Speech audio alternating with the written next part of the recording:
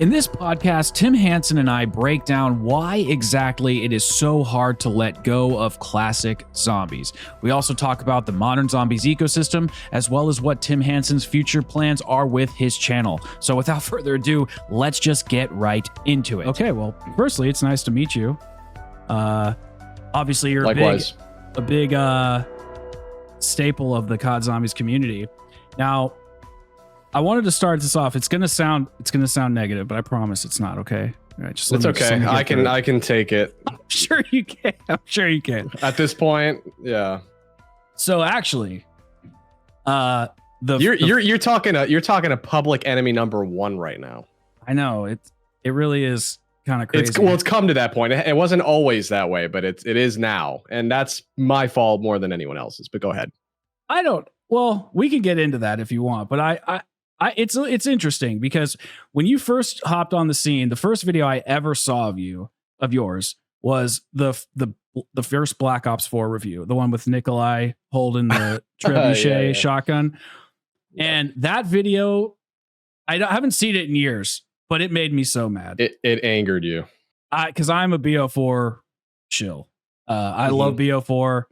I like BO3 too. Don't get me wrong. I love BO3.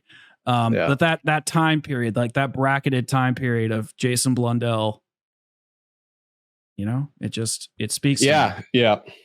It speaks to me. So when you came hot on the scene with that video, it must have been like 2018, right? 2019, maybe. I think it was after Black Ops 4 had came out. Yeah. I was about 18 years old at the time. Had a lot of pent up hormones. Is that an appropriate word? Yeah. And I've always been a little bit of a zany personality, I suppose. But, I think with a lot of my zombies takes over the years, especially when I first started, I was hyperbolic. And I'm not even sure if that was intentional or not. I don't think it was, but I felt like when I was younger, I was just a little bit more unhinged. And that did translate to some of my takes.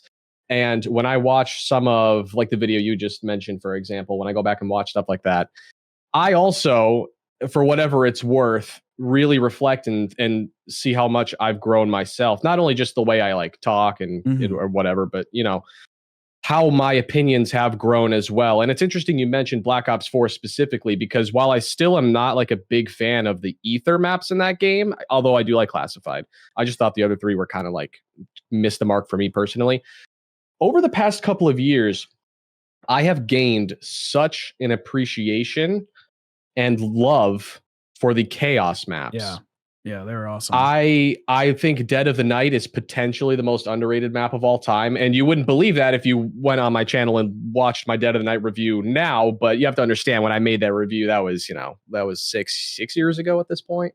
So I think Dead of the Night is a fantastic map. I think Ancient Evil is even better. I think 9 is just a well-rounded gem, and I think most people like 9 anyways. But and I think Voyage even got more shit than it deserved from people like me. And although I'm still not crazy about the Chaos story, I think I appreciate the effort a lot more in hindsight with the lens now of what modern zombies, the past couple of titles, and how I feel like little effort was put into the story. I feel like I can appreciate what Black Ops 4 did a lot more in that regard because of it. That would be my modern take, my current take on Black Ops 4. I actually am recording a video right now as we speak, upgrading every gun in that game. So I've been playing that all day. And I've been having a genuinely good time, which is not something I thought I would be saying at all, ever. But I just think I've gained a lot of appreciation for it, especially given some of the more recent titles. I think Black Ops 4 has aged quite well. I know that some of the systems in it are a little strange for people, but now that it's kind of sat and we've gotten used to it, it's not really that awkward jumping in and kind of messing around.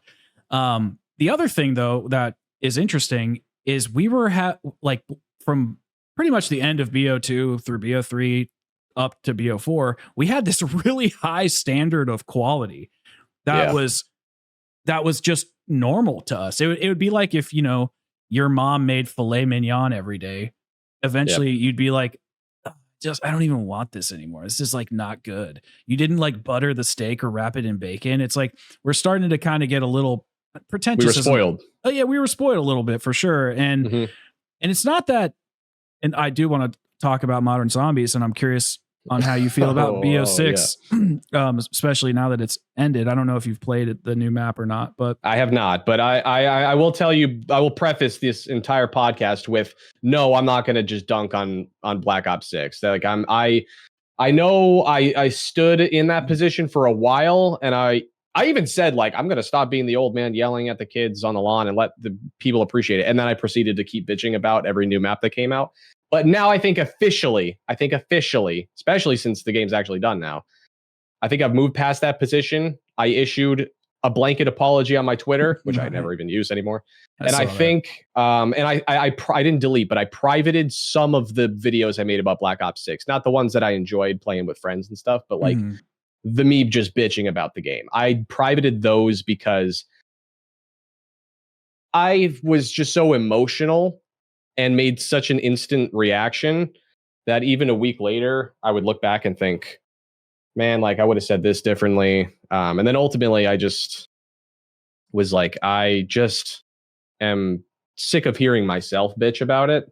And so I privated them. And also I was listening to a couple of podcasts of yours, one with Rabbit I watched, one with Rizzo, who he had spoken about like the current state of like people in my position, you know, zombies YouTubers who essentially just need to move on and how difficult of a position that is. And I think that really spoke to me. Actually, I was watching that in prep for this podcast, and I was like, it felt like he was speaking right to my heart. Like I think I finally just decided that if I have nothing positive to say, I'm not going to say anything at all going forward. And I know maybe people listening to me say that are like, yeah, well, we'll fucking see it when we'll believe it when we see it.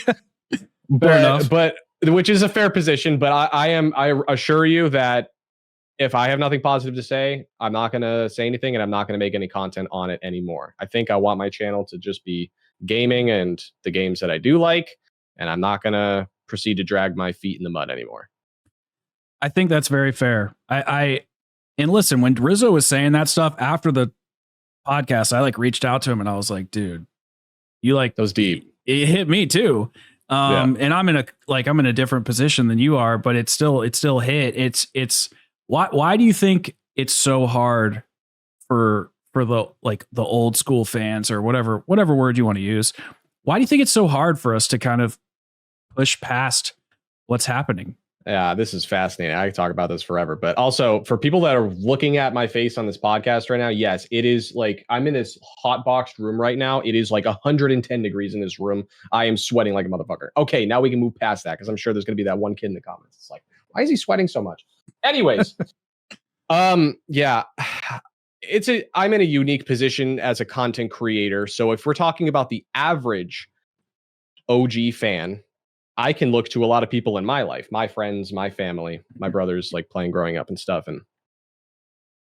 And to me, I just think the interest has been lost altogether. When a new map comes out, none of those people are excited anymore. But I just think that's a generational thing. I think that generation has phased out naturally from the mode.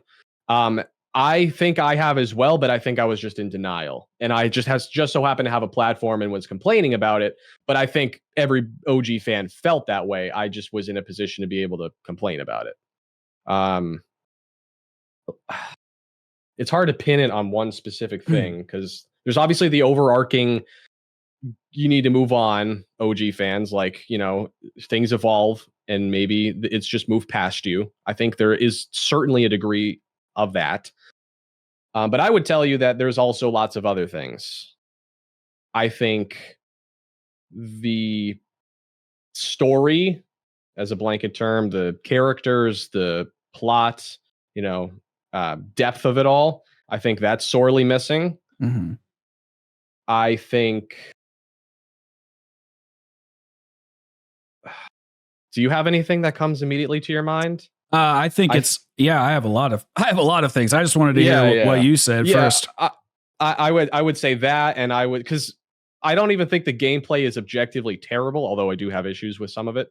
But I just think it's really missing a lot of the soul of what it used to be. I know that sounds like a cop-out answer, but it's just true. I think some of it has to do with art and design. I think some of it has to do with, a lot of it has to do with the lack of a plot that people care about, or characters that have any depth or development anymore. And I think that's what kept people coming back to those old games. Yeah. Yeah. I also think that there was this elusive nature to zombies back in the day that is not even remotely present now, where it was like we didn't know what was coming next, the way that we would kind of get teased information. And now, to be fair, somebody kind of called me out on this on Twitter the other day or whatever, but they were saying like that didn't really happen in World at War and BO1 in the sense that the devs would like come out and have a vlog or whatever, but it did kind of happen in the forums, and we would see the maps kind of progress, and we didn't know what direction they were going in the story and stuff. But from that BO2 Mob of the Dead era up through BO3 and BO4, getting the hints from Blundell, and even Rabbit was talking about like seeing Zelensky talk about some stuff on Twitter or whatever, and it's just having this mystery, this aura of mystery of like what the story could go anywhere. It could go fucking anywhere. What is under the next layer, and peeling everything back. And it being, and even sometimes things were broken or janky, but it didn't matter because there was so much like love poured into it. And now after BO4, I have a theory, and this is part of going into the modern era. I think that BO3 was so successful, Activision was like, here, Jason, here's a bag of money, do whatever the hell you want. BO4 failed, and they're like, okay, well, we got to be reserved now. That's the reductionist point of view of it. But yeah, then we get to modern zombies, and there's just like blog posts that tell you every single thing about the story, about the map. They reveal all the areas. They tell you every single thing on the front end. So you go into this experience just like it's a multiplayer map or something. All the systems are universal. So there's not going to be this like magical kind of uncovering inside of the newer maps. And then the devs aren't really talking to us. It's all on the COD pod with two people that are they're not disconnected from zombies, but they're not on the zombies dev team. And so a phrase I use a lot in my life is death by 1,000 paper cuts. And so it's like all these little small tweaks just turned in the other direction, just add up. And so you feel this overwhelming sense of like, it was that relationship that we had with the developers and the team that allowed us to kind of have this wonderful, mysterious world. I don't think anybody really knew what was coming next. And then you remove that, and it feels soulless. I think the devs are passionate. Like there's this one of the developers, I think his name's like Sully or something. He's a young guy. He's probably like in his early 20s, and he's working at Treyarch, and you can tell he loves it. And I'm glad for him. And I'm sure there's a lot of devs that are passionate, but whatever barriers that the higher ups at Treyarch or Activision are putting in front of those developers to kind of remove this connection with the audience, it's very apparent. And I think it really hurts the game. Well, yeah, to your point, I think the lens that the publishers have viewed Call of Duty post BO4, like you mentioned, is through money. I think it's that simple. I think, and this is going to sound shitty, but I think it's the truth. I think Black Ops 6, while there is quality in and of itself, I think the publishers view, if they were given truth serum, as a means, as a vessel that primarily focuses and tries to promote the microtransactions. Because, and I mean, it's really evident because when you load up the game, the first thing that's shoved in your face is Beavis and Butthead characters or American Dad characters, your gobblegums, camos, skins. That is what is pushed in your face as soon as you load up the game. So I think the proof is in the pudding there. I think, and we can have a larger discussion, I guess, about how all media is like that nowadays. You know, it is because it's true. It's the unfortunate truth of pretty much every aspect of life. It's not just video games, but I think that's just the sad reality. I think that is a difficult thing to shake, and I love capitalism, and I am an American capitalist, but boy, when everything does get refined to such a money grab, I guess, it just, there's only so much creatively you can even do at that point. I think when we're talking about 2008 to like, let's say 2016 is about maybe 2018. Let's go up to Black Ops 4. World of War to Black Ops 4. So like 2008 to 2018, that entire decade. I felt like we were just in a completely different phase. We were. As a society. Well, no, we were for sure. So I just think there was a lot more freedom to be creative as a dev. I think there was a lot more margin for error. And if you fucked up, I mean, there's so many fuck ups in classic Zombies. There are so many maps and head scratchers and like, what were they thinking there? A lot of the lore is out of pocket. Sure. But they were allowed to fuck up, which is how they were able to get to where we are today. And I think now, like you said, you can't fuck up, because if you do, like with Black Ops 4, at least from a like financial perspective or whatever, then now you got to play it safe. And now you got to make, as much as I actually appreciate Cold War and to a lesser extent Black Ops 6, I think those games played it safe because they were mandated to, really. Yeah. Like I don't think it's because the devs have lost passion. Although they are new devs than they were back in the day, newer. But I think that it has a lot less to do with lack of passion from the developers and just constraints. Yeah. Yeah, constraints for sure. They're different people with different ideas. They want to do different things. They're going to have a completely different tone and way they do work. I mean, I think the hardest part for me is like the lack of time, really, too. They don't really have a lot of time. There's a new Call of Duty every year. Sorry to interrupt you. No, it's okay. There's not enough time. You know, every single, it feels like since even Black Ops 3, they pulled people off of Revelations to start working on Blood of the Dead and whatnot. You know, they pulled people off of Black Ops 4 and which should have gone towards Tog to Toten. They start focusing on whatever came after that. No. And then it's just this vicious cycle of, you know, we're going to pull people off of this game so we can focus on the next one. Why? It's just, when is the end of that? You know, like, what is the furthest logical conclusion? We just always have mid games because the attention is being pulled away and being focused on the next game. You know, like, let's have a game that has 100% of the attention and then give it a year or two gap at least. Like we used to get that too. Like, you know, we used to have there was Black Ops 2, and then, you know, say what you will about Extinction, but you know, the devs had some real time. Like Treyarch had real time in between Black Ops 2 and 3. Then there was Advanced Warfare, and they could actually, you know, fucking work on the game. It just feels like there's no time to do that. The COD cycle is exhausting at this point. It used to feel a lot more exciting, even in the Cold War kind of era, because you would see Modern Warfare, you know, coming up, and I'd be like, well, I'm not a Modern Warfare guy, but, you know, I'm kind of excited to see what maybe the campaign has, but I still got my zombies, and you play it, and then you kind of start to get sick of zombies, and then the new one comes out. And it's always about the next launch, because a majority of the players are going to be there at launch, and they peter off throughout the game cycle. So like the hardcore fans are the ones that are always getting screwed. Like we stick around. We're the ones that, you know, are super passionate about zombies and stuff like that. And we're always getting kicked. And then they shoved all this microtransaction crap on the front end of the store. It feels like Black Ops 6 is more of a shop with a game kind of attached to it than a game with a shop in the back. And so the hardcore players are kind of always the one dealing with the repercussions. And then the COD cycle is just so vicious. I think people are just kind of like, whoa, I'm kind of ready to get off of this train. Yeah. Yeah. Like I played. I'm working on a review for the Reckoning and stuff, and I wanted to beat the Richtofen boss fight. I don't know if you know about it, but it's like I do know about the alternate endings. Well, the Richtofen fight is super hard.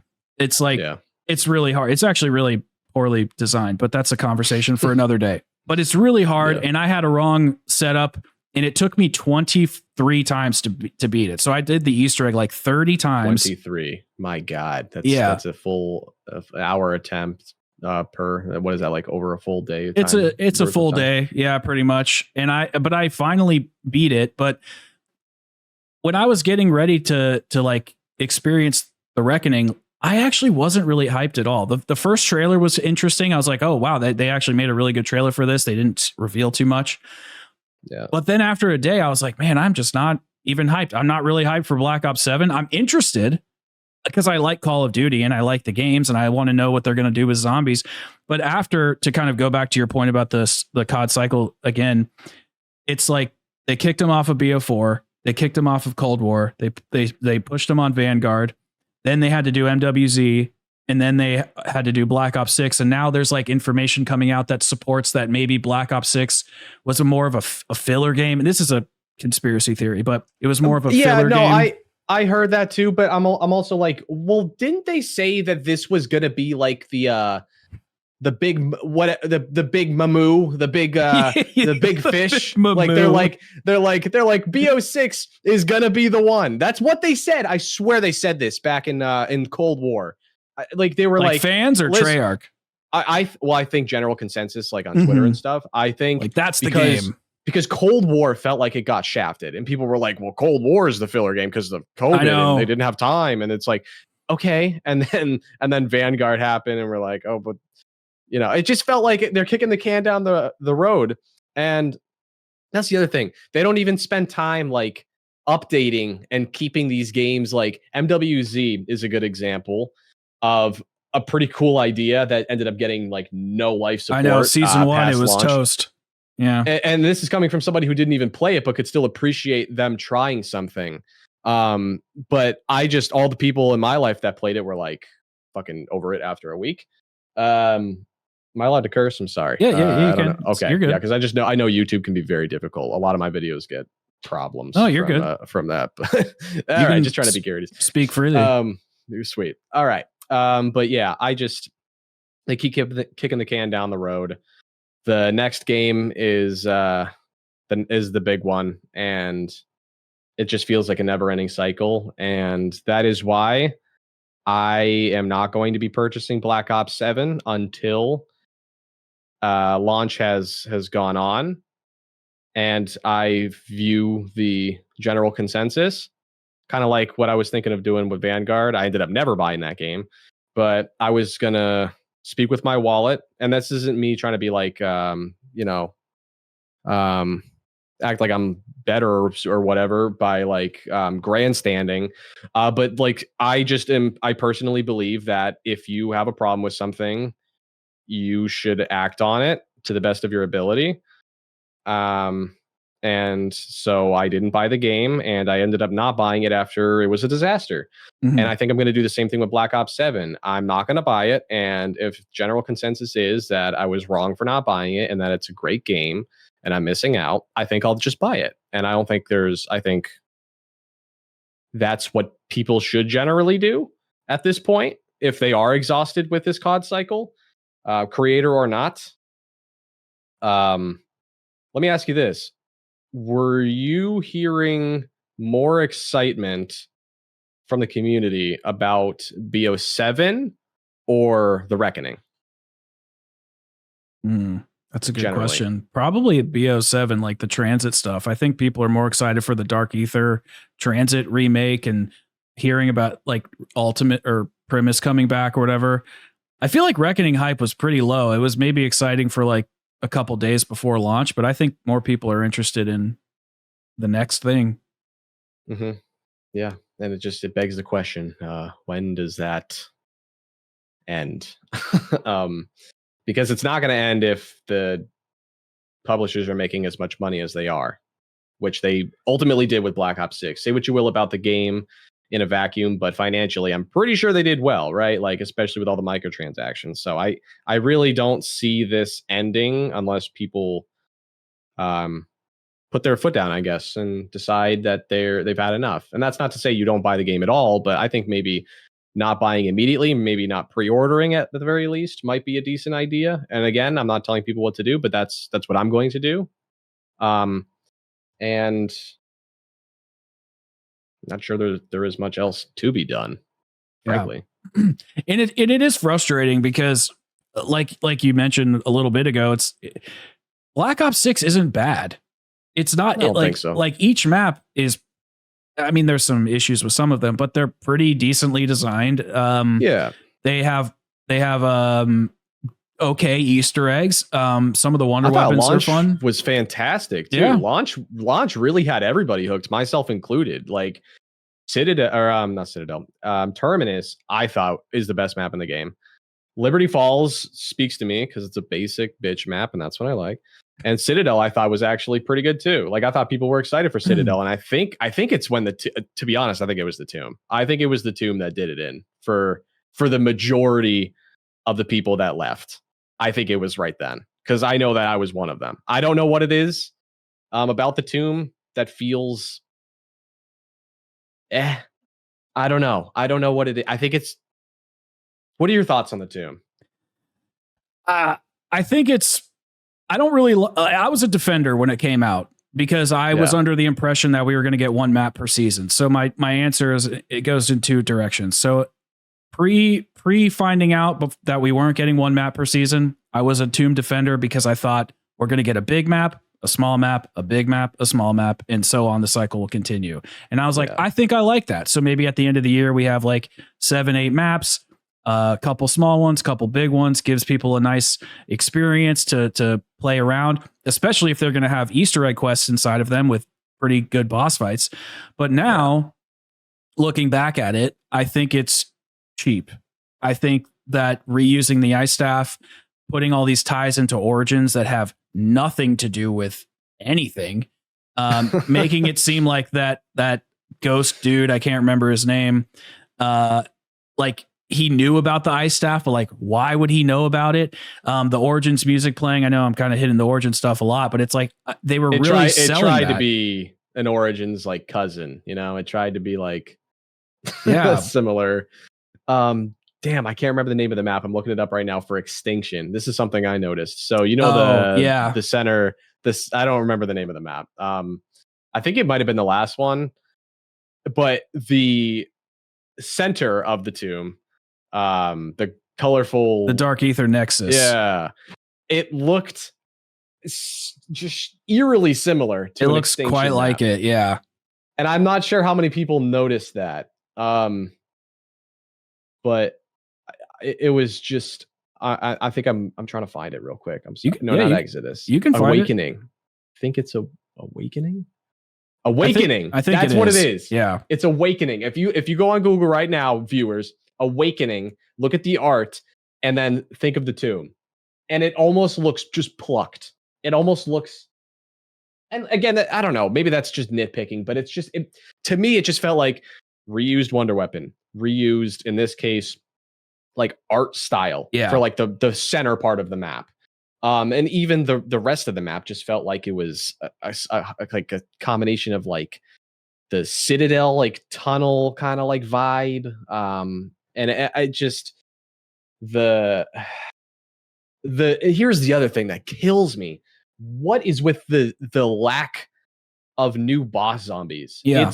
It's just, it's inexplicable to me. I don't know what their affinity with manglers is. I think it worked like one time on one map. I think maybe it happened in Gorod Krovi. Maybe they're like, oh, they fell in love instantly with manglers, or maybe that was like when, I don't know, further down the line in Cold War. But somewhere along the line, Treyarch was like, oh, manglers, they're here to stay. And then it was doppelgasts and the what the fuck is parasites and the vermin. The amalgam. What's the amalgamation. So I feel like once they figured out it worked, like we talked about earlier, they just kept doing it. They're like, all right, well, people didn't, hate manglers. They didn't hate the amalgamation. Let's just keep fucking doing it. Let's not make anything new. When Citadel came out, thought of a pretty cool boss zombie idea. If the whole concept is walking through the Citadel in the tunnels, would it be crazy if and it doesn't have to make sense, but I don't think people care that much. If a mummy just burst out of the wall, this giant George Romero-esque mummy that was just slowly walking down the tunnels, but he's big and tanky, so you can't he's hard to get past, and he's just this big intimidating force. That couldn't have been that hard to make. And I just thought of that instantly when I was playing the map for the first time. I'm like, amalgams again, the doppelgasts were cool, I guess, but I don't know. It just feels like the same shit over and over again. It's every aspect of the map felt recycled to me. I'm like, I am playing nothing that I haven't before. It felt like. Well, that's the problem with modern zombies, generally speaking, is every system is designed to be on every map. So they created this. It's actually a cool idea, but I thought it was only going to be in Liberty Falls and Terminus, but I was obviously wrong. This evolution mechanic where the zombies, you kill them, then the vermin sprouts out of their head, and if you leave the vermin on the map long enough, eventually it will turn into a parasite or maybe even a doppelgast. And so everything evolves, which is cool. That's actually a really sick idea, especially on Terminus. It makes a lot of sense. But then it's now because you guys designed this fundamental mechanic, that's going to impede the creative process of everything else inside of these other maps. That's what really sucks. And so something that I've been really trying to do, and it's so hard for me to do it because I have more of a mindset like yours, with looking at each zombies map as its own individual experience. I'm actually trying to look at BO6 as just a zombies experience, its origins. BO6 is just origins, or it's buried, or it's whatever, because you play each map. I'm doing a video where I'm playing through each Easter egg, and when I did them back to back to back, I was like, oh, this is pretty cool. I like this. But when I'm anticipating the next chapter in the game, it's super underwhelming. But if you just consume it all real quick, throw it down, wash it down with a soda, it's fine. So it's almost like this mind shift of having to stop anticipating for the next experiential map to come out and just look at the game as I'll just wait for when the live service ends, and then I can play the whole thing and kind of wet my whistle that way. Yeah, I agree. I think, like I said, I think the publishers view each map as a platter, just a plate. That as long as it can hold the food, the microtransactions, the money that they're making externally, they're okay with it. I think as long as it is providing the money to them, they don't give a fuck, and they have control over what the devs do. I never ever for once thought that the devs were the ones screwing up zombies. I never thought that. It's clear as day it's been the publishers. And I just think the Tomb epitomizes that. I think the Tomb is just, here is a map. It doesn't have to be outstanding. We don't have to have any passion behind it. Just do what works, Treyarch. Just shit out the things that have worked previously, and people will tolerate it just enough that when they load up the game, excited for the new map, and all those microtransactions get shoved in their face, we meet our bottom line. And I'm not saying every map was like that. Again, I think Terminus was great. I think I liked Liberty Falls. I thought Citadel was actually really good. I just think the Tomb, and to a lesser extent Shattered Veil, I kind of feel conflicted about that map. I like it more than the Tomb. I just think it struggles with some of the same things as the Tomb. And the Reckoning, I haven't played and don't plan on it for that exact reason. I just think they're just a means to make money at this point. They're not really their own individual experiences. I mean, compare something like the Tomb to Buried or actual Origins, right? And this isn't, let's do a more recent example, since people are going to think I'm just being like a hater of new COD Zombies. Let's talk about even Dead of the Night or an Ancient Evil. Those are experiences. Yeah. Modern Zombies maps, Black Ops 6 Zombies maps, feel a lot less like their own individual experiences, which you just highlighted by saying like they're really bingeable. Like you can compile them all together as one collective experience pretty well. Yeah. But individually in a vacuum, they just struggle immensely to stand out. And here's the question: which idea is better? Because let's just say, I mean, I personally like the individual experience pathway, but that's just my preference. But let's just say you have a game like, I'm not a big BO2 fan, so I'm just going to use it as an example. But let's just say you have BO2 versus BO6, and you have a bunch of like in BO6, like pretty cool maps, great boss fights, okay Easter eggs, whatever, not a good story, but it's like very bingeable. The collective experience is good. Versus BO2, where you have, and this is my opinion, I don't like transit. I don't really like, I mean, Town Farm and Bus Depot are okay.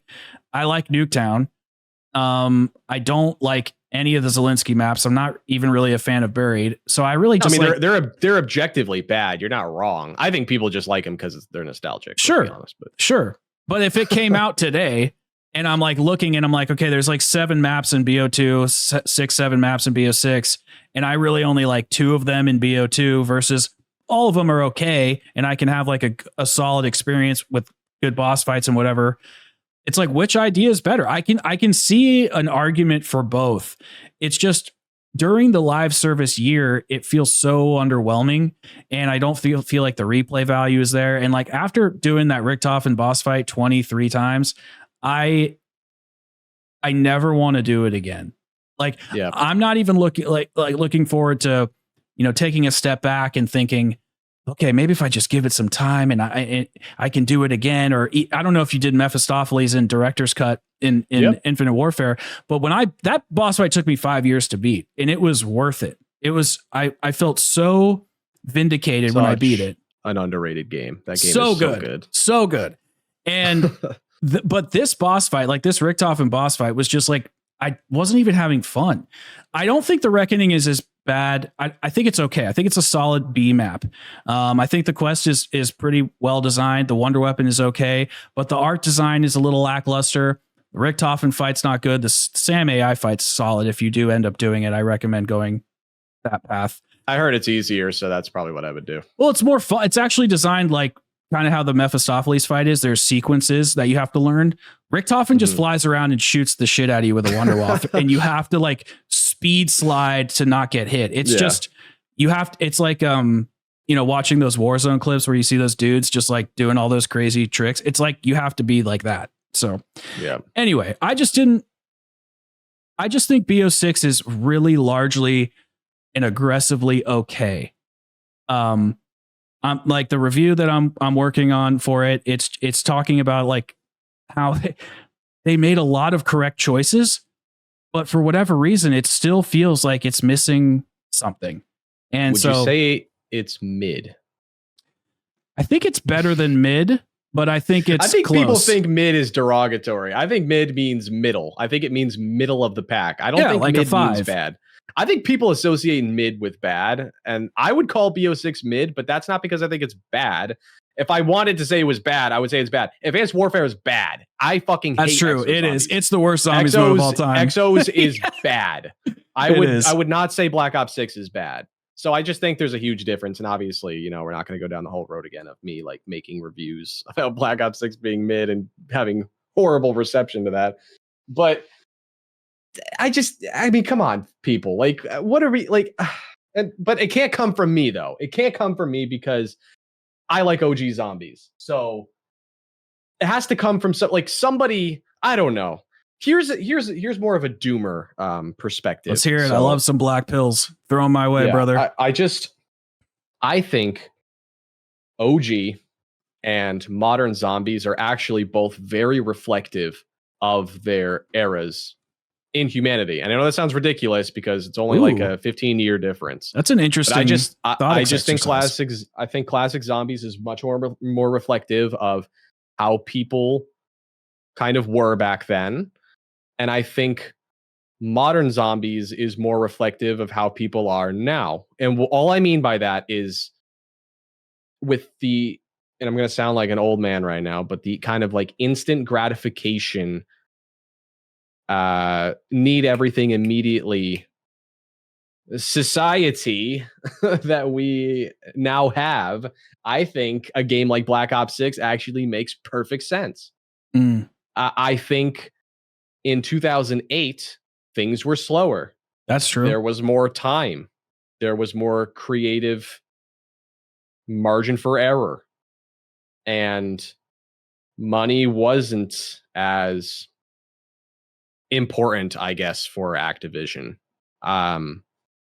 I just think each era is actually pretty reflective of the titles that they produce. So I don't necessarily think that's a good or a bad thing. You're just saying it is. It's just the natural evolution of humanity. You know, I mean, you could say like shit in the 50s is obviously very different than it is now. It's the same thing with zombies, just in kind of a microcosm.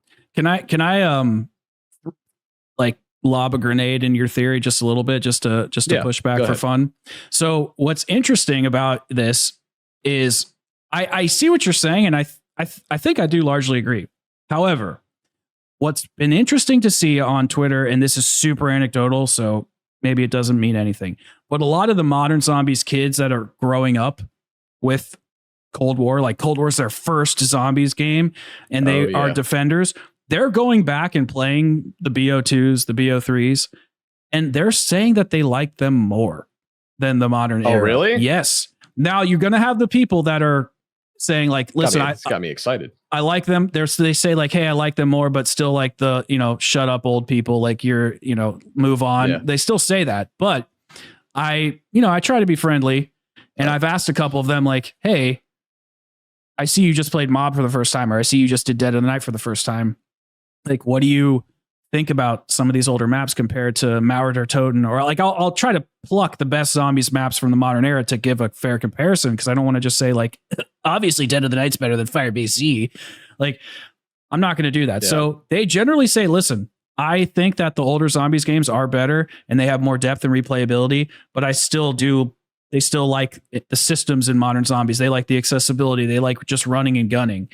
And it's almost just like a different type of food. It's like you're just kind of picking from this barrage of options, but it still doesn't mean that it's not underwhelming during the actual live service of the game.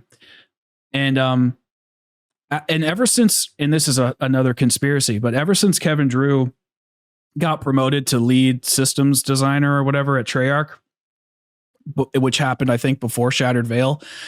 Shattered Veil and The Reckoning have both been big steps in the right direction in terms of Easter eggs. They've been a lot better. The story sucks ass, makes no sense. I don't even know what the hell's going on. I think the writers need to take a look in the mirror and figure out what they're doing. But there's been a lot more. I'm not saying this to insult your intelligence, but do you know what the term ludonarrative means? It's not a common. No. So it's the connection between gameplay and the story, and using gameplay elements to fuse the two together.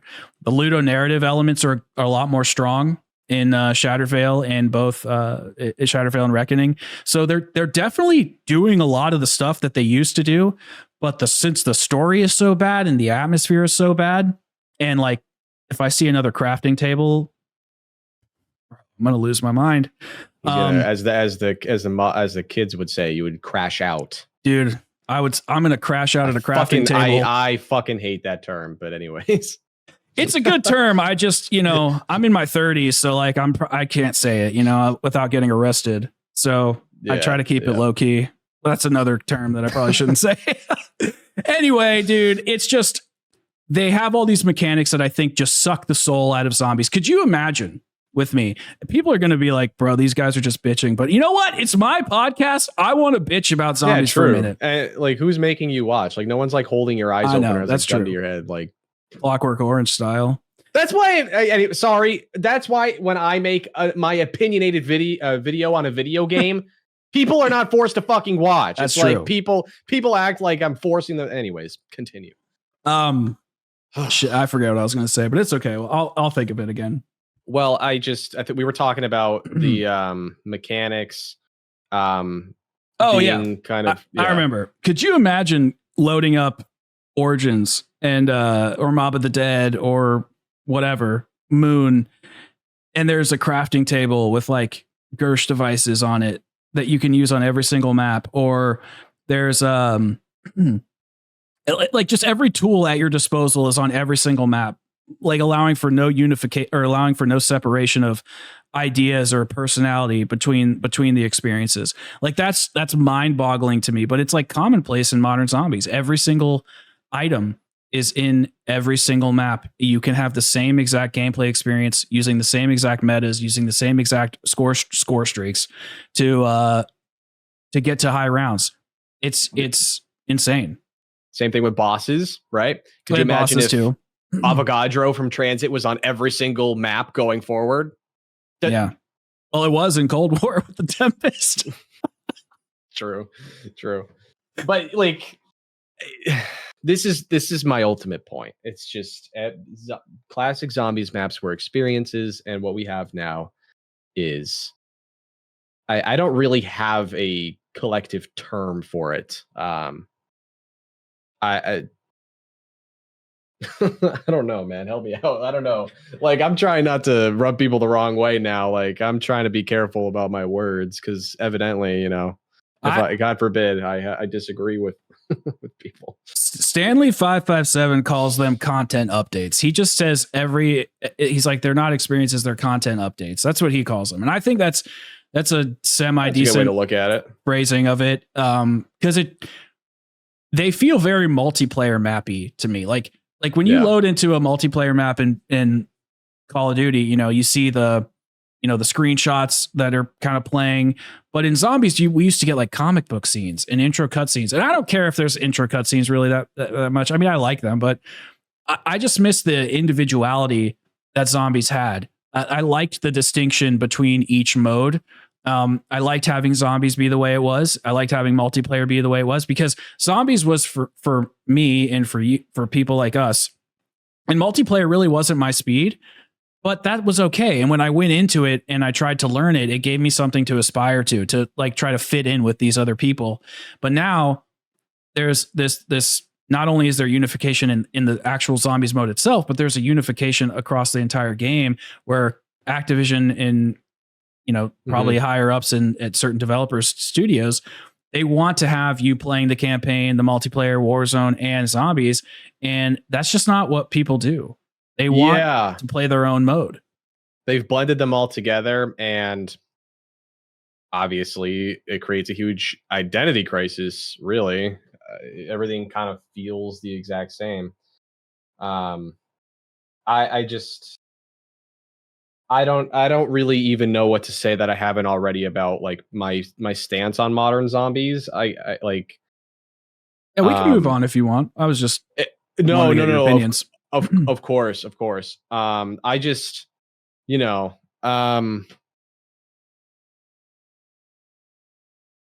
I think that people should be able to appreciate and play whatever they want. Sure.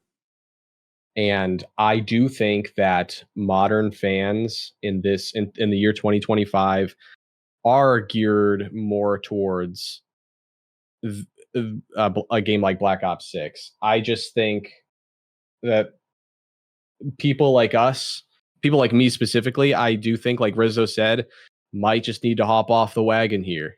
I don't know what else to even like. I don't know, because I don't think we're getting classic Zombies back. I don't think that's happening. I think we are going to go down this road until we can't anymore. And I think the only thing that would stop us from continuing down this road would be a financial crisis for the publishers. For Activision, yeah. Yeah. I think that is the only thing stopping this train from continuing down the tracks. Well, to defend the train for a second, I think I would be more open to them just keeping some of the things that they have if they would just innovate upon them. Like the innovation, the changes that they made, like, oh, there's not blue salvage anymore, it's only all green salvage. It's like that's not a tweak. That's a tweak. That's not a fundamental change. Like, something I've said in a bunch of podcasts, you probably heard me say it in one of the ones you watched, but thank you for watching them, by the way. Oh, of course. I was always saying, like, why can't we, do an Easter egg for a special piece of equipment in a map, and then have to do another side Easter egg in another map in order to unlock the slot in the crafting table? Like, innovate the crafting table, innovate the armor or the stupid ammo arsenal thing where you have to upgrade your weapon. Innovate these things so that they're more fun and unique. So it's not just like the same on every map. So if they would push further and try different things or redo the systems altogether, I think I would be fine with it, because like in classic Zombies, World at War through BO3, sure, like the point system was largely the same or whatever, and Pack a Punch kind of works similarly, but they would add things or tweak things, or they would both add and tweak, creating fundamental shifts as well as refinements. But here it's just like, dude, we've been playing with the same mechanics since Cold War Vanguard, MWZ, like, and this is something Rizzo and I talked about. I'm curious what you think about this. Like, if I see Frostblast as like a content update in BO7, it's over. Like, I don't want to see an ammo mod up, or whatever the hell it's called, a field upgrade update ever again. Now I know BO7 is reported to now have specialists. That's kind of breaking news from the last hour or two.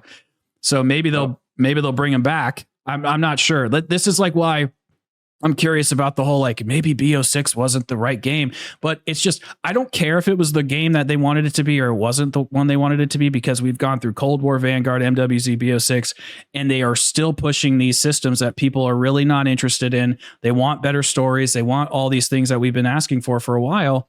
And I feel like Zombies fans would compromise. They're like, okay, I get it. You're going to have some casual focused elements. We get that, but could you at least refine some of the areas that we're talking about? And so if they can do that in BO7, they will pull me back in. But at the same time, I just don't really trust Treyarch at all right now. Okay, well, let me ask you this. Let me tackle that, I guess, first real quick. I just think, do you think there is any degree of, there are only so many ideas they can do? Do you believe in that idea? Because I think there is some of that, like The Simpsons, for example. I always use them because they've been running for so long and they've used literally every idea. And even Seth MacFarlane, who created American Dad, Family Guy, like the whole joke is he can't come up with any new ideas because The Simpsons already done everything. So I guess my only point is, like, if something has been, most ideas feel like they've been exhausted, at least for like concepts of like maps, for example. Like, it just feels like you can only come up with so many completely new things. So I can at least understand that.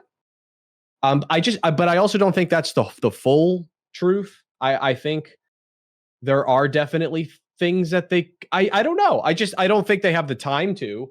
I think they're probably capable of it. They certainly don't have the means to do it.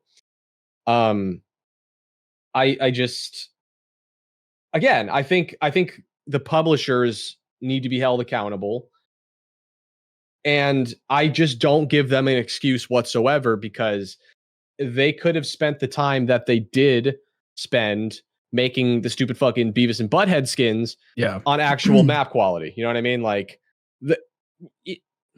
they have a finite amount of resources and they're not prioritizing the correct ones. And so you mentioned Treyarch. Like, how culpable do you think Treyarch is here specifically? So I have a half disagreement with what you were saying before. Like, you think it's mostly Activision. I think Treyarch's involved in this as well. Like, I don't think it's recently, like the guy Sully that I was talking about before, who's like, he's like I can't remember what his position, like a design specialist or whatever. Like, I don't think it's most of the devs that we see like on camera or whatever. I think it's people at the top, like people that are managers or, studio directors and stuff like that. Because I don't know if you watched that interview with Blundell, with that guy named Jeff. It's an interview he did recently. It came out like 6 months ago. He's kind of talking about. Oh, no. I haven't seen that. I've seen a lot of Blundell interviews. Not that one though. It's pretty good. It just came out, I think, this year. Cool. But I'll have to take that. Yeah. He says as he was studio director, he basically said his main job became protecting the team so that they could have creative integrity. And then he said one of the things, he ended up leaving because he didn't think he was going to be able to do that anymore, like serve the game in the way that he wanted to anymore. So that's why he left. And that makes a lot of sense when you kind of look at Cold War up through where we are today. And Corky Lemcool, who is, I think now I think he's the lead design director, or not lead design, lead creative director, something like that.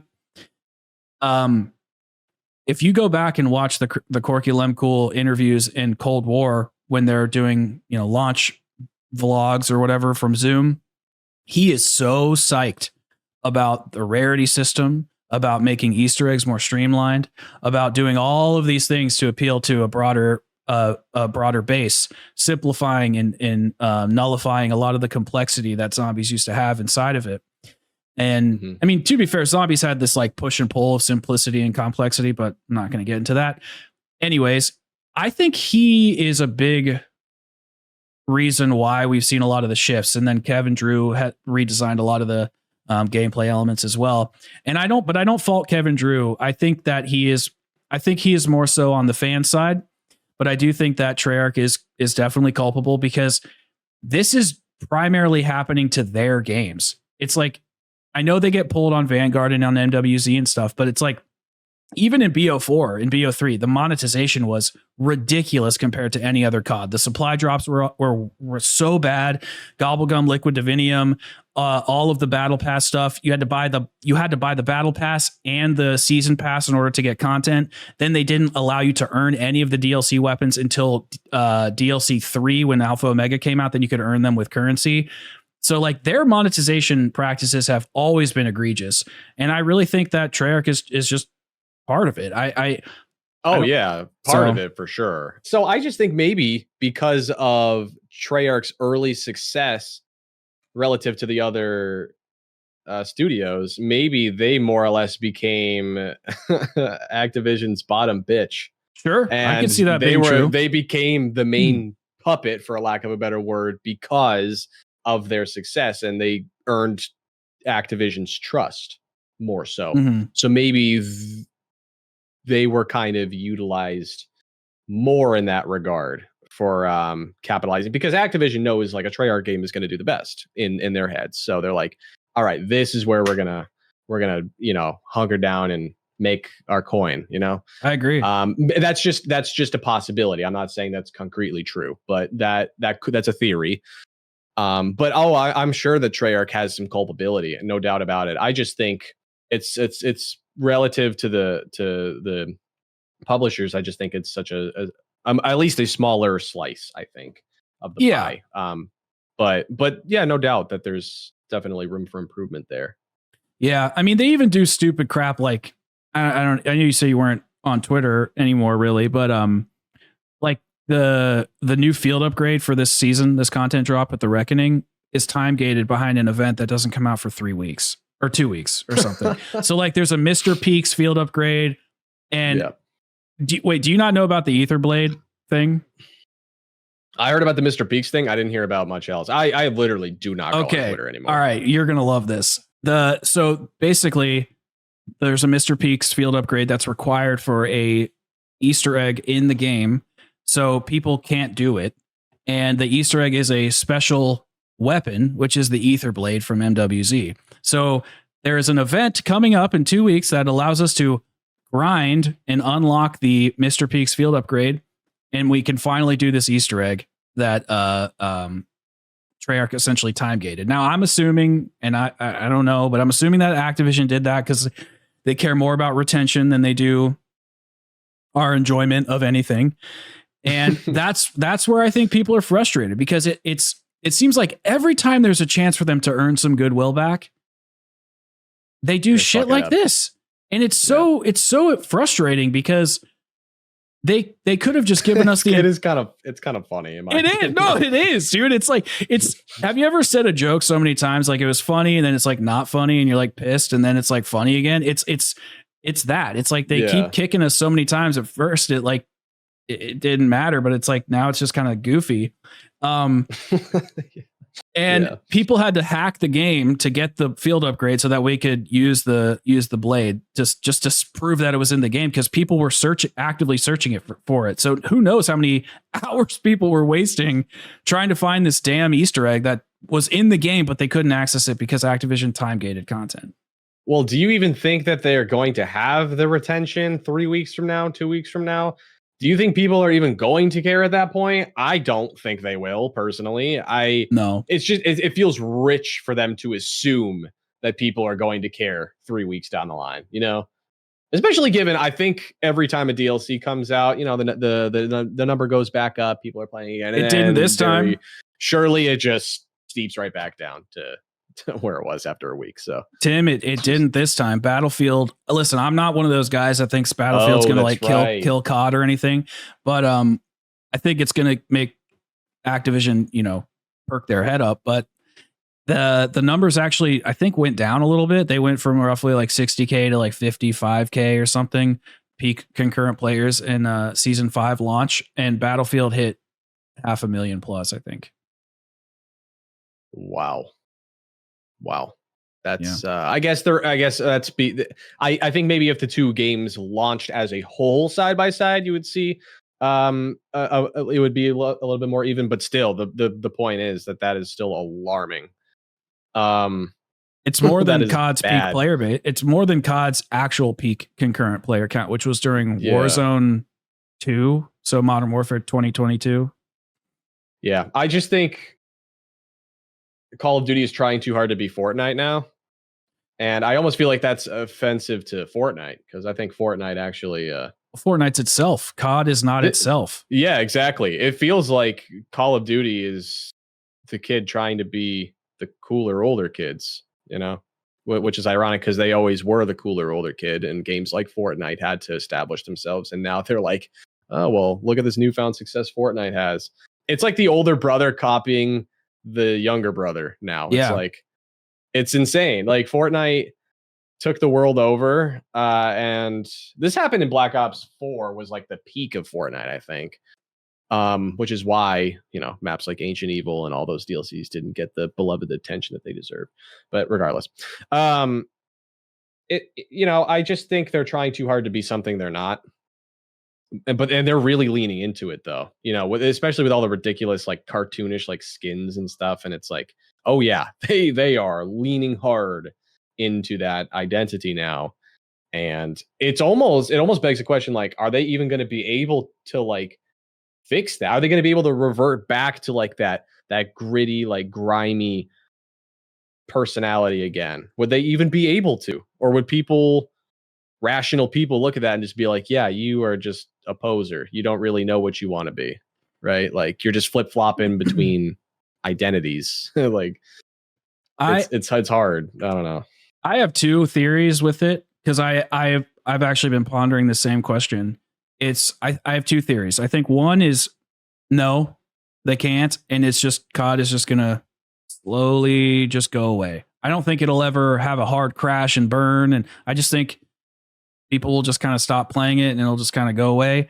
Or I think they can stumble so hard that they become cool again. Like they have a second wind. Like there's bands that do that shit. Like Metallica is a good example. They had like all these badass albums in the 80s and early 90s, and then they made a bunch of crap, and now they're kind of on like a resurgence and everybody loves them and they're going on tour, and people kind of reappreciate them again. So I think they could have some sort of maybe a reappreciation arc if they play their cards right. And maybe some of these younger devs who are kind of getting into the gaming industry, maybe they are clashing with the older devs, or maybe they haven't figured out their voice yet, or maybe it just doesn't resonate with me. I don't know. So I'm just trying to be fair. I know we've been critical, but I still like Call of Duty. It's just they just seem to be making a lot of decisions that are very antithetical to the Call of Duty that I've been playing for 10 years or whatever. Yeah, and then like the immediate natural response people would have to that is like, well, it's evolving, get with the times. But it's I like we just talked about for the past, you know,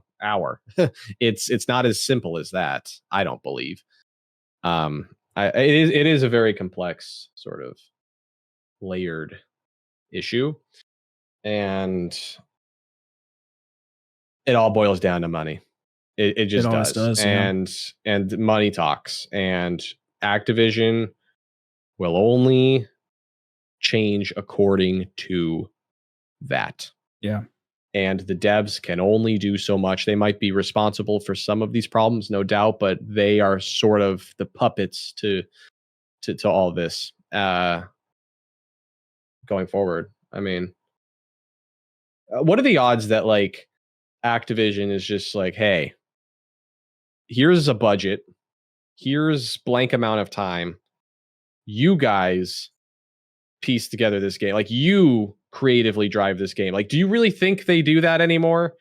Or do you just think like here, like they just lay out all the constraints, like here's what you can do, here's what you can't do, here's what makes money, here's what's worked, here's what doesn't. You know what I mean? I think it's a lot more like the latter, where it's a lot more specific, where it's like these are the do's and don'ts, stay within the lines, don't color outside the lines. I don't think they are allowed to color outside the lines anymore like they used to. So yeah, no, I agree. I also think that it was kind of like that in the older days, but like you said, they could color out the lines a little bit. And also I felt like the individual studios had a much more of a unique identity. Treyarch felt distinct from Infinity Ward, who felt distinct from Sledgehammer. And nowadays the homogenization of Call of Duty is just so egregious. Like I personally, and I know I say this probably a lot on the podcast, sorry for repeating myself, everybody, but no, it's cool. I think Infinity Ward ruined Call of Duty personally. Like, I think Modern Warfare 2019 destroyed Call of Duty.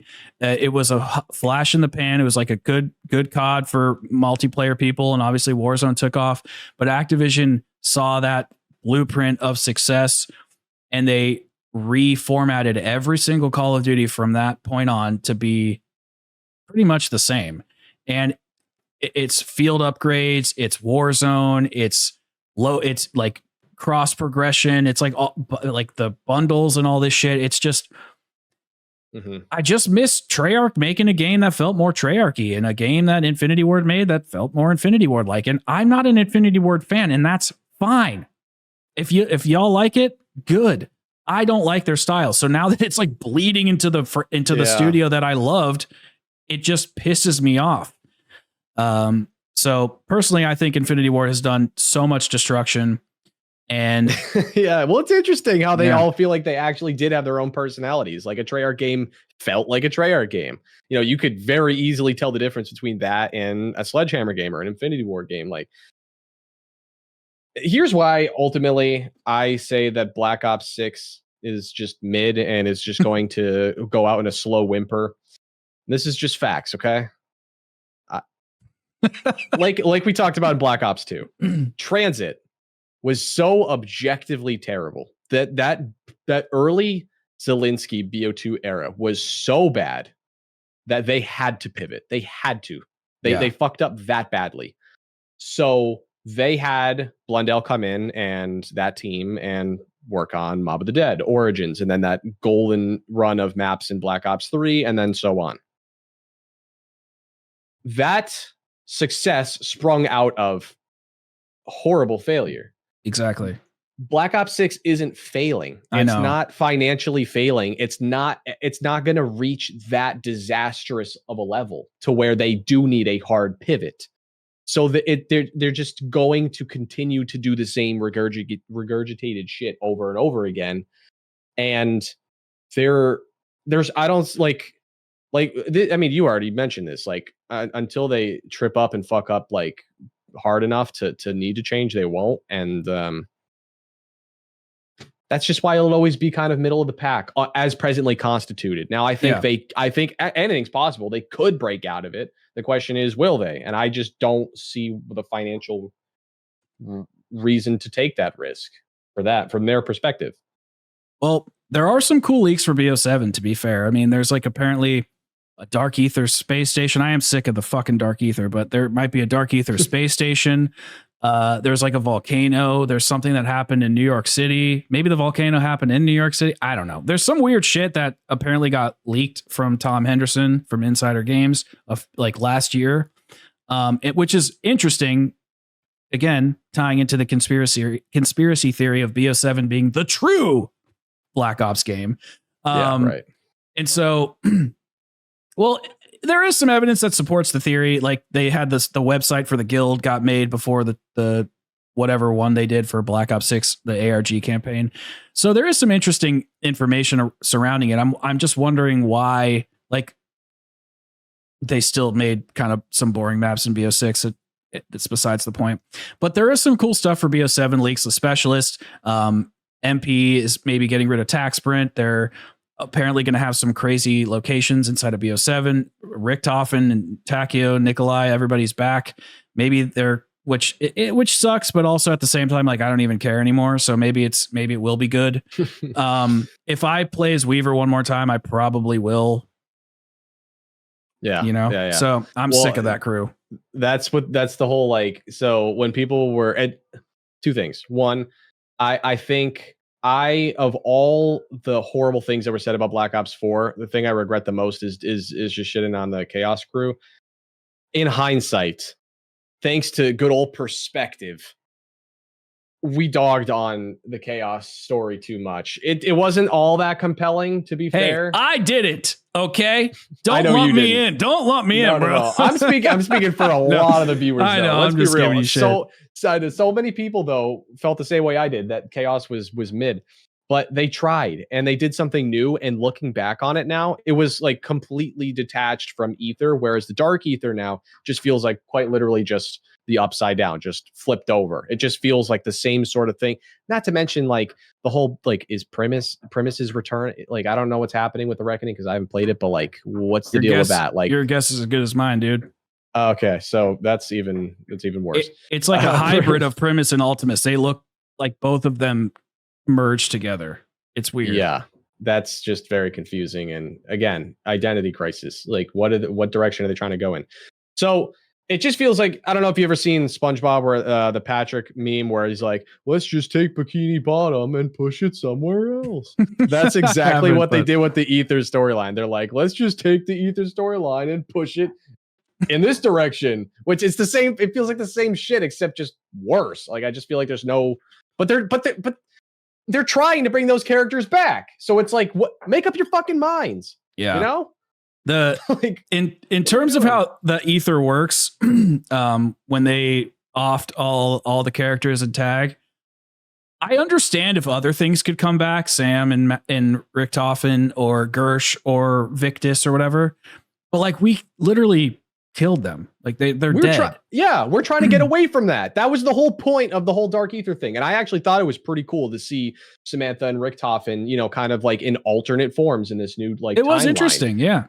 It was the only silver lining to even doing Dark Ether in the first place was to just finally move past the Ether storyline. Because as much as I even like love the Ether storyline, of course, it was getting a little bit tiresome. Yeah, it just was naturally. So moving on to the Dark Ether, even though it wasn't my cup of tea, I felt like was at least refreshing, if nothing else. And now it just feels like they're flip-flopping again. They don't know what they want to do, and that just seems to be the recurring theme. We don't know what we don't know what we want our art design to be. We don't know what we want the story, like the focus to be. We don't really know. We don't know anything. We're just kind of like chasing the dollar sign, and that's kind of all there is. Yeah, there's like then they merged all these items from the storyline. Or like so in Black Ops 6 there's the Chaos story, there's Ether stuff, and then the Dark Ether stuff. There's like so much happening, and there's this. Bro, it's so funny. I think it's funny. There's this part before the boss fight with Sam or Richtofen, whichever one you're on. You're going up a platform, up an elevator, and the Origins pillars are all around you, and there's a Sentinel artifact in the middle, and then you have this Dark Ether pistol. And I'm just looking at everything, and I'm like, there it is. There's the still frame. What the fuck is going on? It's so stupid. Yeah, they there it is. That I could see that being like, that is the epitome of it all. It really is. It's the perfect representation.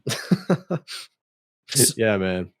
Well, I do have. I wanted to ask you about some YouTube stuff with just like your YouTube journey. Just because you didn't start You didn't start it in BO6. You started it you actually think started after BO3, right? Isn't that when you? Well, I think when I started it and when I started taking it seriously are two different questions. I started my channel like a long time ago, and I was always in the community watching other big YouTubers. And then when I started actually Bluefoot. Oh, I was. Oh, I'm surprised. Well, I'm not surprised that you know that, but there's a good amount of people that never ever saw that. that was my Club Penguin name, and then it became my Xbox gamer tag, and then it became my YouTube channel. But then once my channel actually started growing, I realized how fucking stupid that name was. I was like, yeah, all right, because I didn't think it was gonna go anywhere. So I was like, okay, well, now that people are actually seeing this, I'd rather not be known as Bluefoot. But anyway, fair enough. So I think I started uploading in late 2016. So post BO3, pre IW. I remember that summer of like, I guess I kind of was when like, I think it was about the time when Revelations had just ended, but IW hadn't come out, that I started actually uploading and taking YouTube seriously. And when my channel, quote unquote, took off, I think could be attributed primarily to custom zombies after Black Ops 4. So not because of Black Ops 4, but because of that vacant summer after Black Ops 4, which, if I'm not mistaken, was the summer of 2019. 20.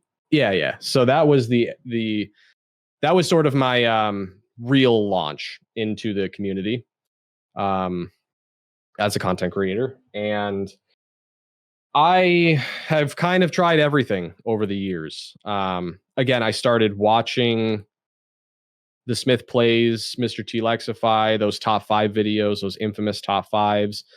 And then I decided I want to make my own. So that was what my content initially looked like, was top 5s and similar stuff like that. And then it kind of fizzled out into like, or transitioned into like rankings. So I would rank blank from worst to best. And then I did custom zombies where I would just play maps. And then I've done challenges. I've done reviews that are extremely controversial, but I've done reviews and I've done kind of a little bit of everything. At least I've tried to do a little bit of everything with zombies content. And yeah, obviously some shit works, some shit doesn't. And, but I've had a lot of fun along the way, despite all of the ups and downs. And with content creation in general, not just with zombies, there are tons of ups and downs.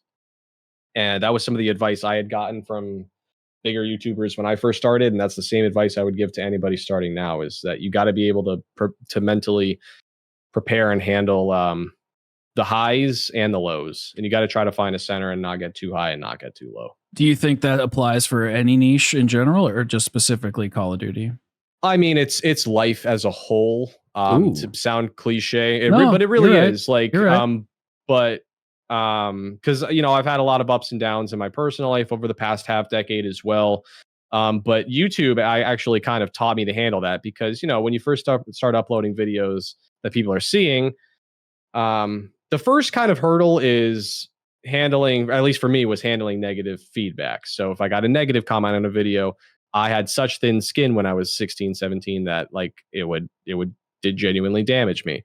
So there's getting over that hurdle. And then when people actually, but you also don't want all the positive comments to cloud your to kind of either. You also want to try your best to keep yourself grounded, because I would be lying if I said that, when I was 17 or 18 and I would throw a video out there that did really well, even if I didn't put a ton of effort into it, people still loved it and gassed me up. And I would allow that to kind of probably make me feel better than I probably should have. Like there were times where I would allow myself to get too low and too high, respectively. And so my entire YouTube journey has always been me trying to juggle lots of things, but really keeping the balance, like staying right there in the middle is the goal. And it's extremely difficult, especially when you're getting tons of feedback all the time about, well, in my case, opinions of video games. But what I find interesting about zombies, and this kind of transitions into the next question.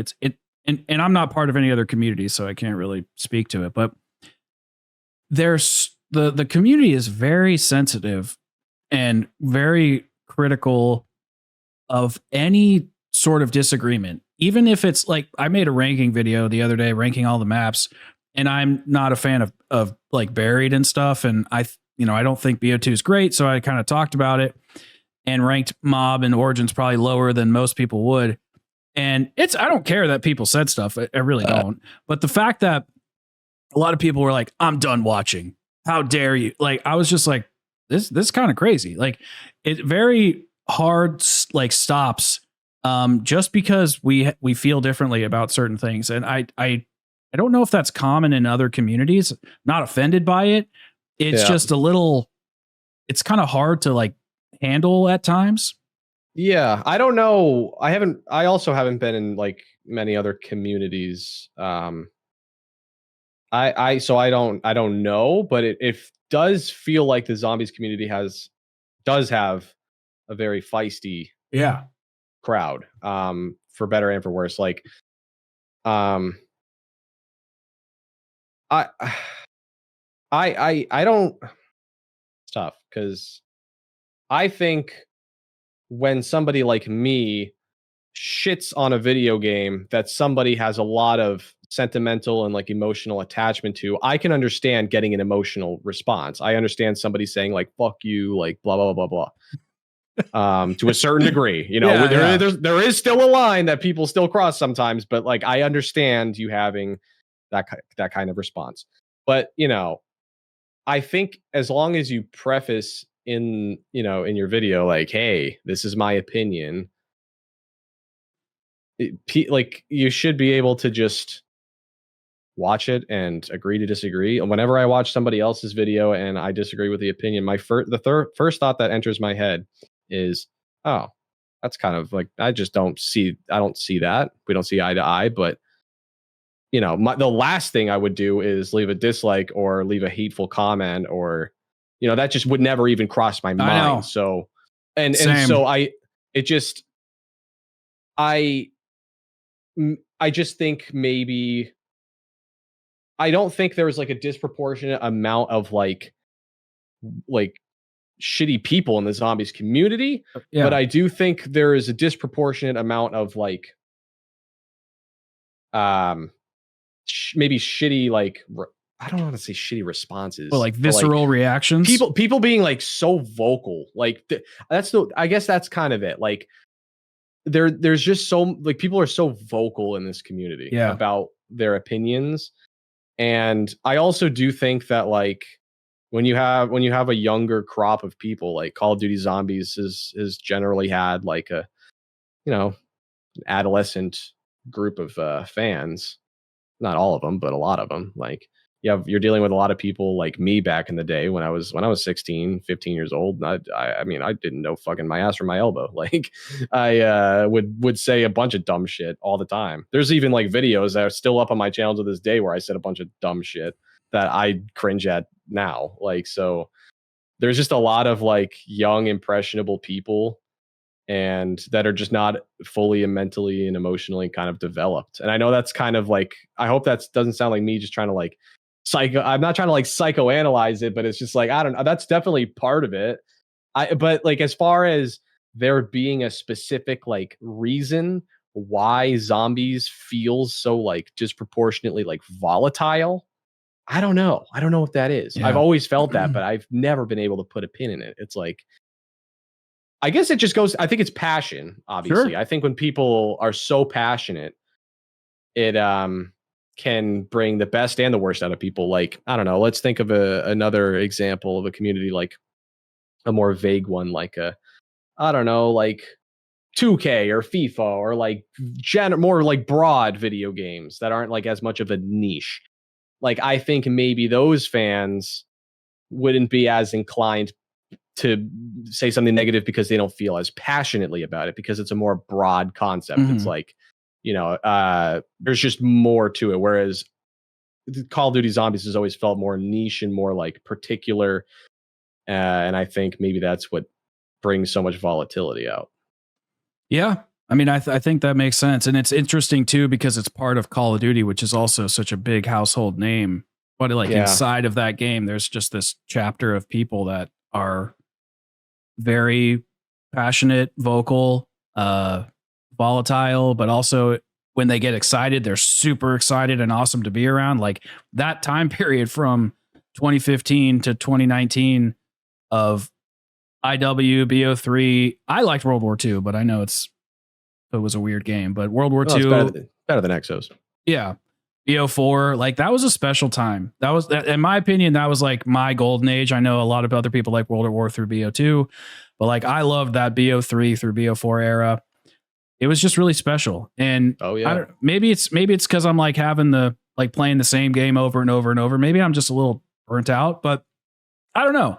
I still do enjoy Call of Duty. Like when I get a new map, I like diving in and seeing all the secrets, but now it's much more routine. I just see it differently from trying to like analyze games and write reviews and stuff.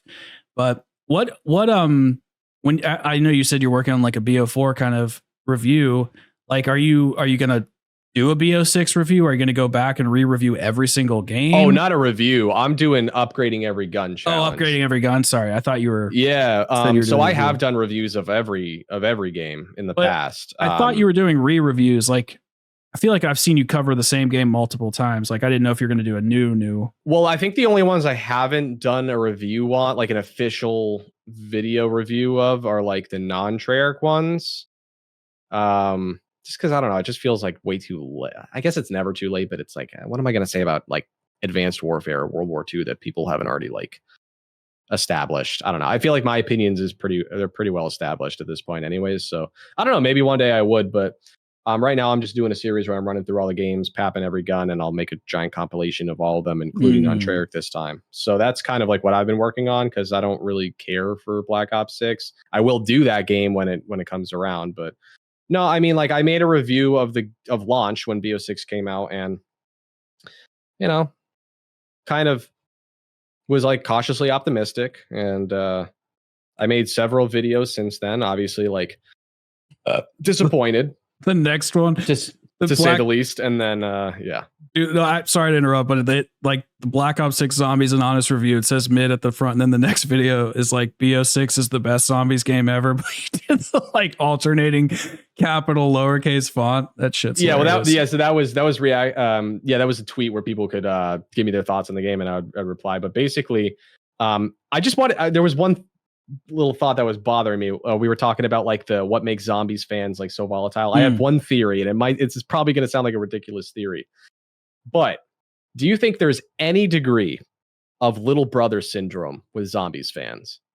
And what I mean is multiplayer has always been the older brother and has always been number one and has been the focus of a lot of the development. And I think zombies fans, we really pride ourselves, I think, as zombies fans, because we're zombies fans and we're not multiplayer fans. Yeah. Like we feel like the smaller guy, than the multiplayer fans, or at least that has how it had typically been throughout Call of Duty history. So I think maybe as a collective hive mind, maybe we had developed a little bit of like a little brother syndrome, where it's like you almost feel more emboldened, if that makes sense. And your opinions feel that much more like you feel that much more belief in your opinions, because you feel almost like you're trying to compensate maybe and feel like more validated. I don't even know if I'm piecing these words together the way I want to, but I think the only point I was trying to make is like maybe multiplayer fans just don't seem to fucking have as much negativity, is just because there's not as much passion, where it's just like multiplayer fans are pretty broad, like you can find them everywhere, whereas zombies fans a little bit harder to come by. So I think maybe we take it a little more pridefully and seriously, maybe. Yeah, I could see that. And also, if we're the little brother and we're trying to get attention, we have to be a little louder and a little bit more aggressive. That's a good way to put it too. That's an excellent way to put it. But anyway, yeah, so that was the previous thing we were talking about. As far as what I'm doing on YouTube nowadays, man, I've had a lot of time to think about it. So a lot of stuff has happened in my personal life over the last half decade, which has kind of had me in this constant flux of even though we were making fun of Call of Duty for constantly changing directions and changing identities, I would admit there has been a little bit of that on my end too, because the circumstances have been kind of up in the air in my life for the past half decade, and so I've kind of had to act accordingly. And I'm going to be completely real with y'all, because if there's one thing Tim Hansen is, not the smartest, not the best at zombies, not the funniest, but if there's one thing Tim Hansen is I'm fucking real. Okay? And I'll be real with y'all. There have been points on YouTube, specifically years ago, more so around the Cold War era than now. But there have been times where I didn't want to upload, but I did because I felt obligated to. I think now, and so this is why I thought you and Rizzo's podcast was so fascinating and spoke to me on such a deep level, is because there were times where, I would try other things. Like I did a Tim Talks podcast. I did about a dozen episodes on that. I had Zombies YouTubers on as guests, but when I ran out of guests, I stopped because I didn't feel like I had anybody else to talk to. And I didn't feel like it was obviously getting nearly as much attention because YouTube wasn't promoting it, because it wasn't the zombies content. And YouTube promotes what works best for them optimally. So I stopped doing it, and I felt really rejected.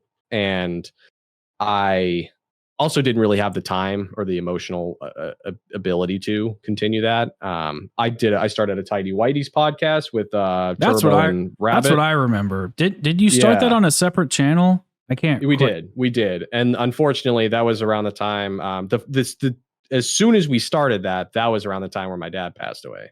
So that was really challenging to like have the creative, and I was like 20 at the time, so I really just didn't even know how to like handle myself emotionally yet. So anyways, like I was heading in this direction where I thought, I'm going to stop doing zombies and I'm going to try this whole podcasting thing and kind of see how that goes. And ultimately, I couldn't really mentally, emotionally, or financially afford to continue down that road. So then I kind of had to revert back to what I was doing with zombies to some degree, except, and I started building my way back up into that. And then, there was hope with Black Ops 6 coming out. And I was like, okay, well, maybe this could be like my reemergence into like the zombie scene. I kind of like was just hopeful, cautiously optimistic that Black Ops 6 would really work for me.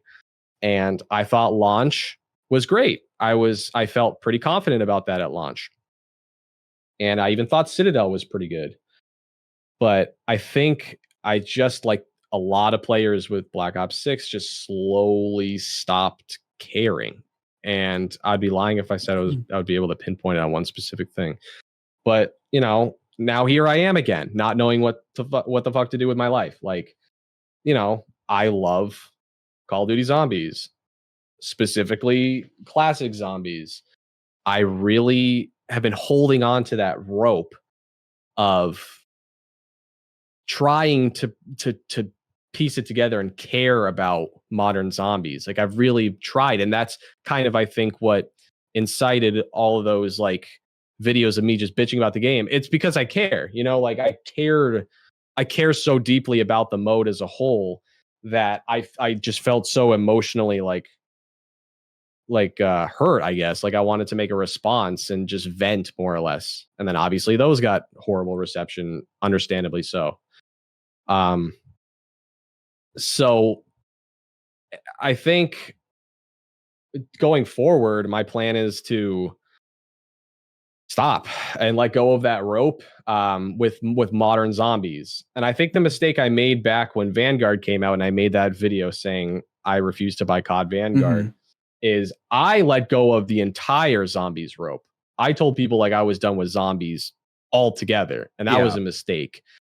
People, this is why I still to this day get comments like, I thought this guy retired. It's because I made a mistake and said that I was done with Call of Duty, period. And I don't think I ever will be. I think when I'm 70 years old, I might still be playing a game of Transit every now and then, like I think I still will always have that deeply ingrained love for classic zombies in me. And that's why I think on my main current Tim Hansen channel, I think that's why I will always be doing some classic zombies. I kind of want to start mixing in some other games. That's what I was going to ask. Yeah.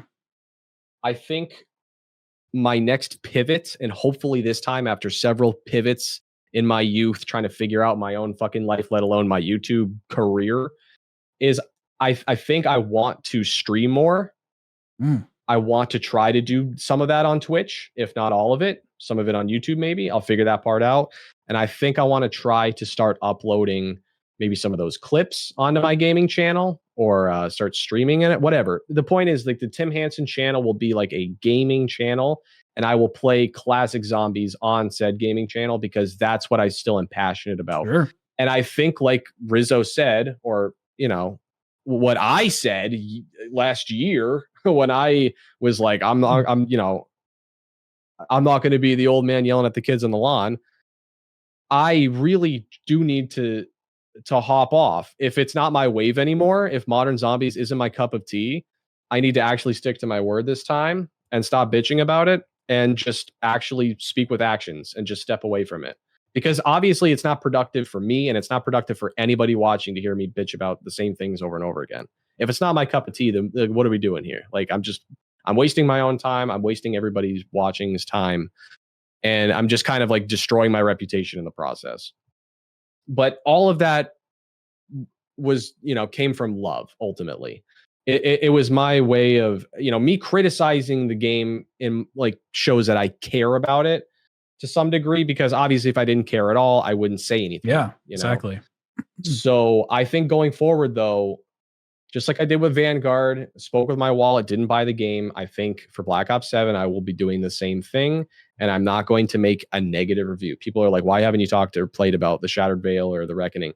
Because if I don't have anything positive to say, then what's the point, right? Like, I want to, I still would like to, I would still, like, behind closed doors to my friends, maybe bitch about stuff that I don't like, but like, I'm just tired of just dragging my feet through the mud at this point with Modern Zombies. And unless something drastic changes, I think I'm finally going to step down from from this tug of war of like trying to still make it work and still. It's like I just, Modern Zombies isn't for me anymore. It isn't. I just don't care about the Reckoning. I'm not going to play it. I probably will at some point. That's not true. I know what you mean, though. It's not like you're not passionate towards it right now. No, exactly. Like, there probably will be a day, because I do this with all like games that I missed out on. Even like Vanguard, I'm probably going to end up buying soon and doing for the challenge for my video of papping all the guns. There probably will be a day where I play the Reckoning. I don't think it's going to be anytime soon, and I think I am going to just have to pivot. And obviously the path isn't completely clear, but when is it ever? Like, thankfully, financially, due to recent developments, I don't have to worry as much.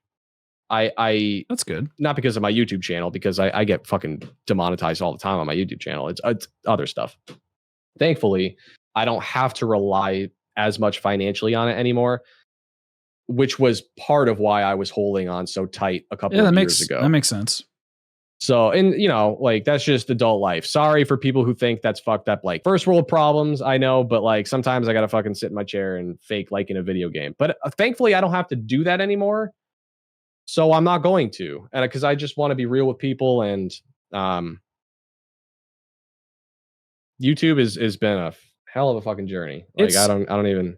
I don't think people well, I think it's more common now, but I don't know if people realize the mental exhaustion YouTube really brings to people. Like, yes, you're living in this is a little hyperbolic, but just kind of roll with it. Yes, you have like a dream job. Like, you're talking about what you want. You're working from home.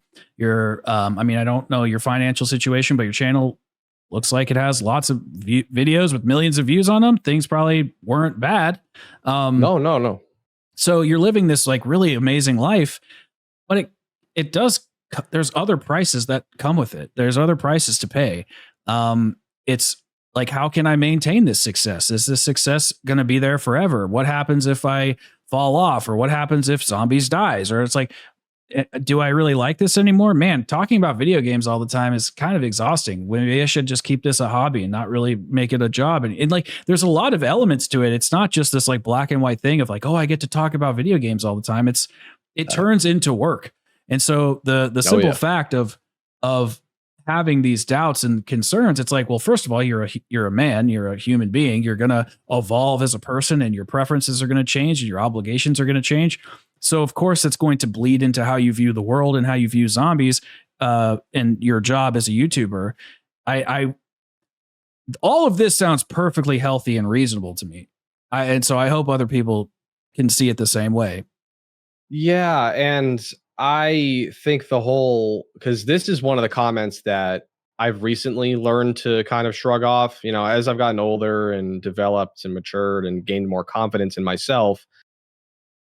I have been able to shake off comments like bro fell off. You ever gotten the bro fell off comment before? I'm not too high up to falling off anywhere, but I appreciate the sentiment. Those are the types of comments. If there ever was a comment that used to bother me, it was getting one of those, because especially a couple of years ago when I was in such a shitty place in life, like I was not in a good spot. And to get comments like that on top of it, I just felt like everything was crumbling down. But I would say to the people that say bro fell off, like, there is something to be said about having a place to have fallen off of in the first place. Like, I just can't fucking stand anonymous assholes online that say bro fell off when you never fucking had anything to begin with to have fallen off of. And that's just me being a spiteful, petty little bitch right now. Like, that's just those comments. Oh, those used to get me big time. Not anymore, because I actually have like confidence in myself again. Man, it doesn't sound like your identity is intrinsically or externally validated anymore. It sounds like you actually have intrinsic. Oh yeah. It used to be, for sure. Because the other thing is, when you when you become a YouTuber, yes, it's a very odd living for anybody, but it's especially odd when you're still in school and you have classmates that walk up to you about it and talk to you about it, and you're like 17 years old, and like, so you were still in high school. Yeah, I was in high school when I was doing YouTube, for sure. Like, and it can fuck with your development a little bit, dude. Like, it can really pull you in all sorts of directions, like we talked about, like the whole like keeping your self-esteem intact, like keeping that balance and keeping yourself grounded at such a young age, especially if you're successful on YouTube, is fucking hard.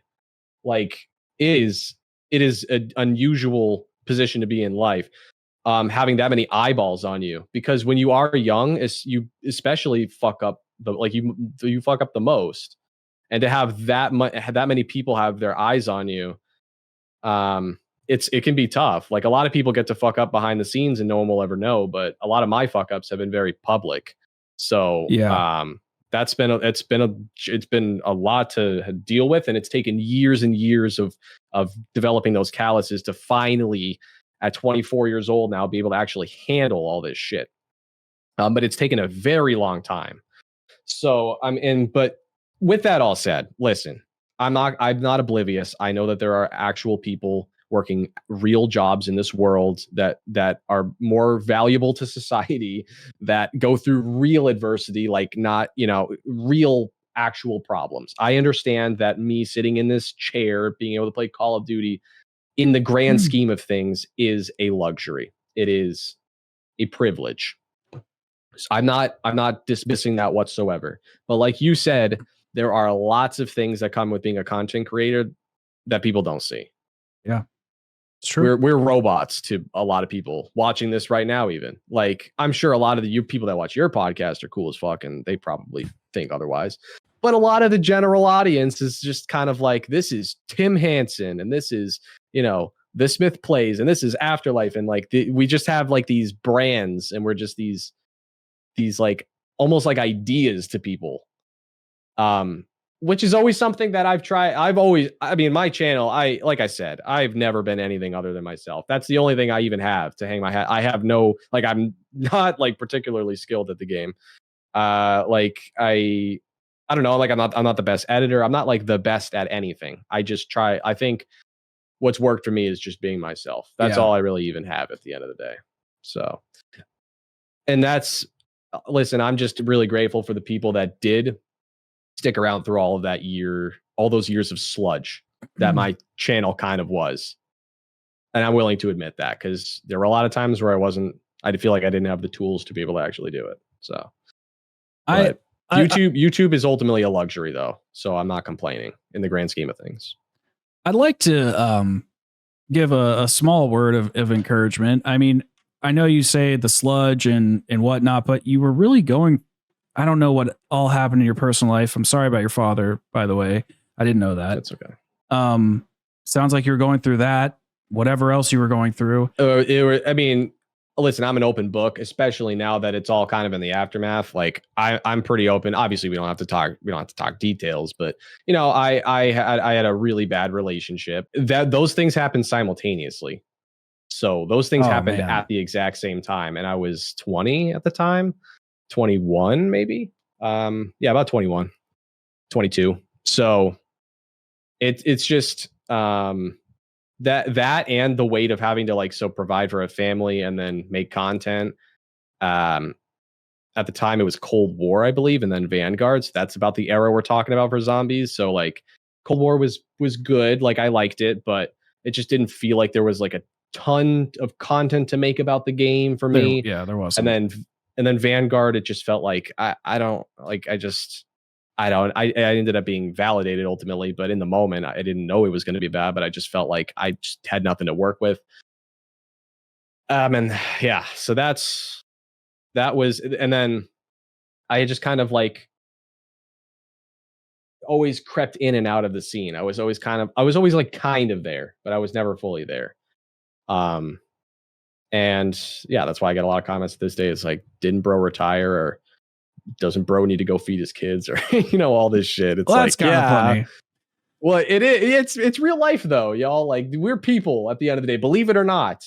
I know Crazy Rabbit especially doesn't seem like he could actually be a real person, but he is. Like, I've hung out with him several times in real life too. He's pretty much the only zombies YouTuber that I've like hung out with in real life, like several times, for extended periods of time.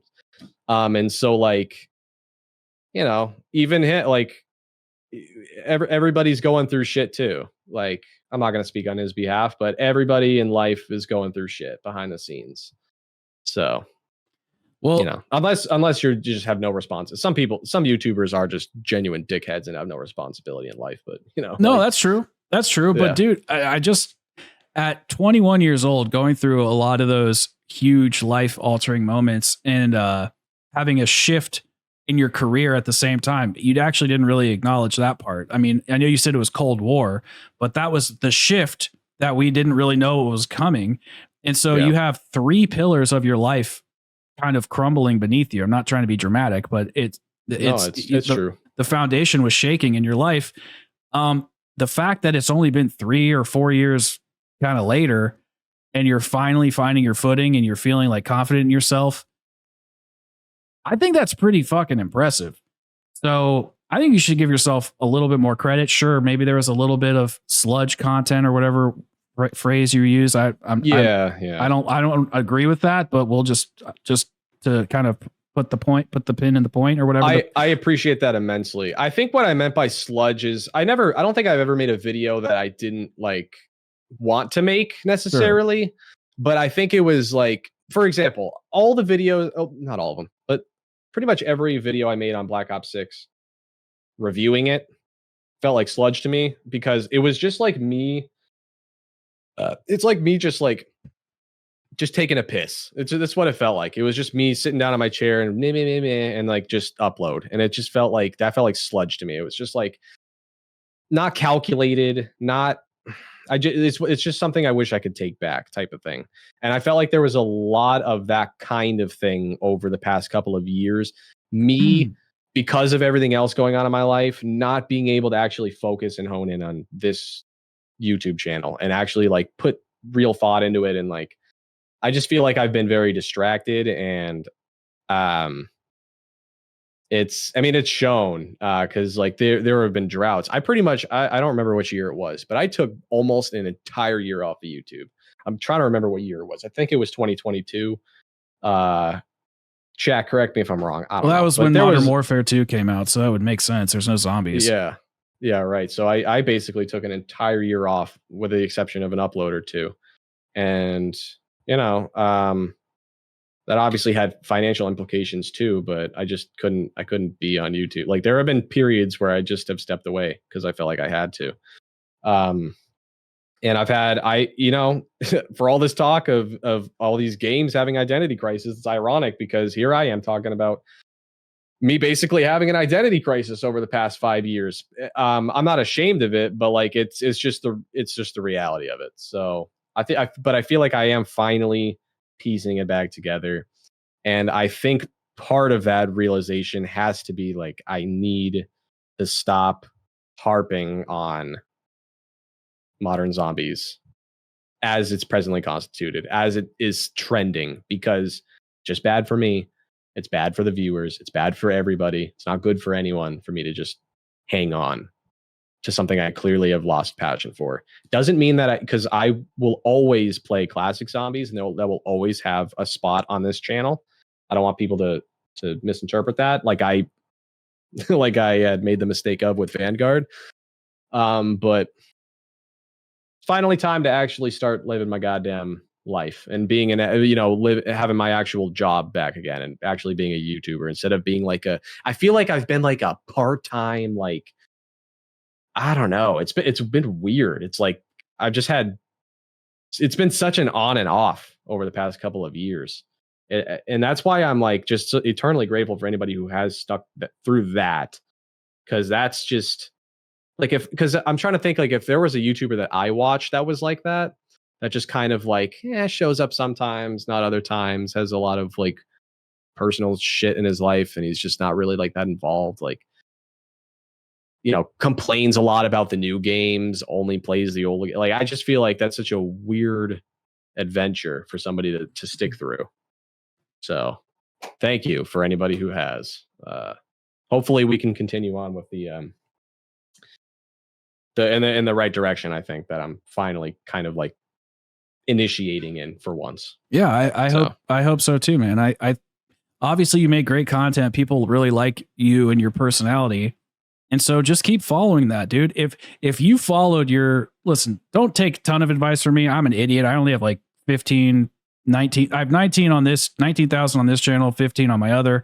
But numbers are numbers, bro. I understand. I understand. But like, it's not my full-time job. I work at another company that does content stuff, but I digress. That authenticity that you keep kind of circling back on, like, you say, I'm not the best editor, I'm not the best player, but I've always been myself. If Modern Zombies isn't you, then don't be that. And I know. Yeah. That's been the problem, I think, for me, is that I've tried to, I guess the way you put it, clarified it like that. I think I've been trying to be something that I haven't been over the past couple of Zombies titles, I think. And well, what's hard, dude, is like when you are going through, listen, I'm not going to armchair psychology you. No, it's cool. When you're going through stuff like that and your identity and your worldview like shatters, you're like, it's almost like you're drowning and you're like trying to reach out for an inner tube to pull yourself back up, and there's nothing there. And it makes sense that you would try to reach out and do other things and kind of figure out what is working for you. But if you have that figured out now, then I say just fucking go for it, dude. Like, just do it. Yeah. I think all of the pieces are finally actually in front of me. It just felt like before they were just like in different, scattered everywhere, like all over the room. Like I always felt like I've been capable. I just felt like the pieces had never been like laid out for me. I feel like they finally kind of actually are, but obviously still required would be, I still need to actually execute and move forward with that. And who knows what any of this is going to look like, 3 years from now, let alone like a decade from now, especially with all this AI shit. Dude, let's talk about AI for the next 2 hours. No, I'm kidding. I don't really know much about it, to be honest. My work loves using it. I need to probably learn more because they want me to, but it's terrifying. That's a conversation for another day. Yeah, I use it like Rabbit actually likes it. We were talking about it a little bit. He says he uses it all the time. And I'm like, dude, I like use it to maybe help. Like I use it like Google. You know what I mean? I'm like, what does this mean? And it'll kind of tell me. Like that's about it. But I just don't find it appealing. I don't know why. But no, I think it's probably has a lot to do with I think the newer generation growing up on it, it's going to be problematic. I think for people that grew up with other resources, probably are a lot safer, like, because we're already kind of stuck in our ways. But all these kids growing up that don't know any better, that are just they're relying on ChatGPT for every facet of their life, I think. But we'll see, like we talked about with COD Zombies, everything evolves. So you just got to do your best to adapt. But it is scary, dude. It's fucking scary. Yeah. Like all I've used AI for is to make a couple of images for me. I've never, needed it to solve my my problems or anything like that. But I think a lot of people are going to end up relying on it, like in future generations, maybe. And all it's doing is collecting data, and God forbid it becomes sentient and gains self-awareness, dude. We're fucked. I actually saw an interview where that is kind of happening. So I don't know exactly how this works. I'm going to be speaking very stupidly, but basically they'll have like a model. Let's say it's like ChatGPT Model 2, and they want to update it to Model 3. Apparently the ChatGPT is figuring out that they're going to be updating it, and it wants to preserve itself. So it was like going into its creators and like coworkers at the company email and trying to find blackmail to preserve itself. God damn. Yeah, dude. Yeah. So that's pretty wild. Dude, we're going to get some like Avengers Age of Ultron shit too, where it just, okay, so self-awareness is step one, and then finding a physical form after that. Yeah.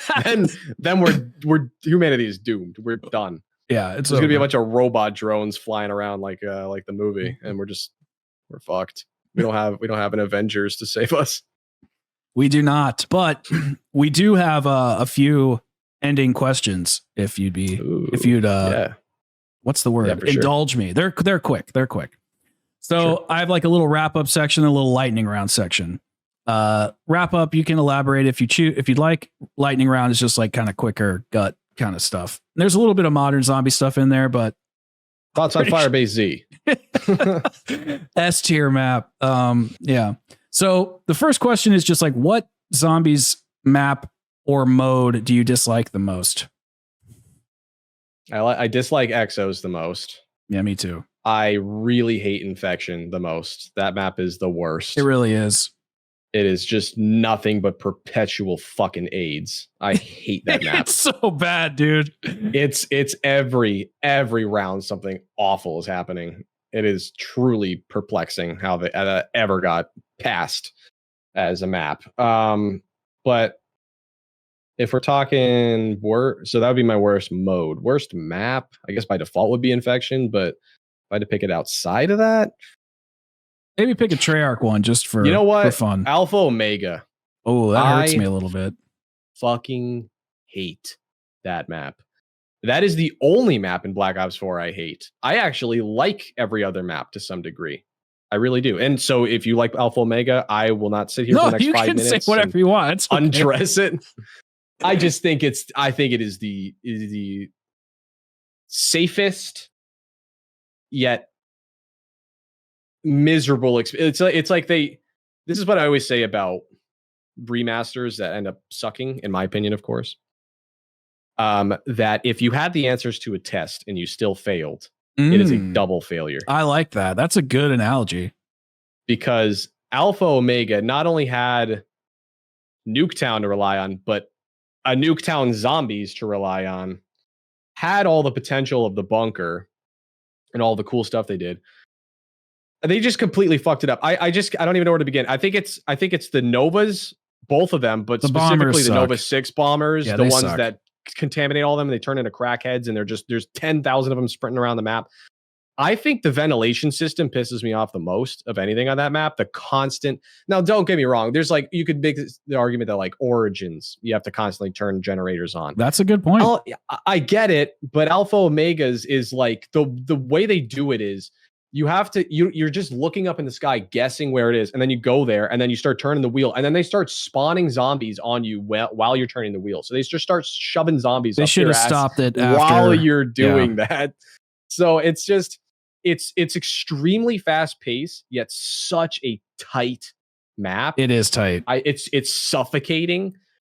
It doesn't really even feel that Treyarch to me. I don't know. It just feels like, because Nuketown was in that game already as a multiplayer map, so they kind of, and in Blackout. So it just, to me, I don't know. I thought of all 3 Nuketowns in Black Ops 4, it was the worst. And that's just my opinion. Yeah. That's why I didn't want to. Okay, cool. Because you're a smart, rational person, and you can actually accept other people's opinions.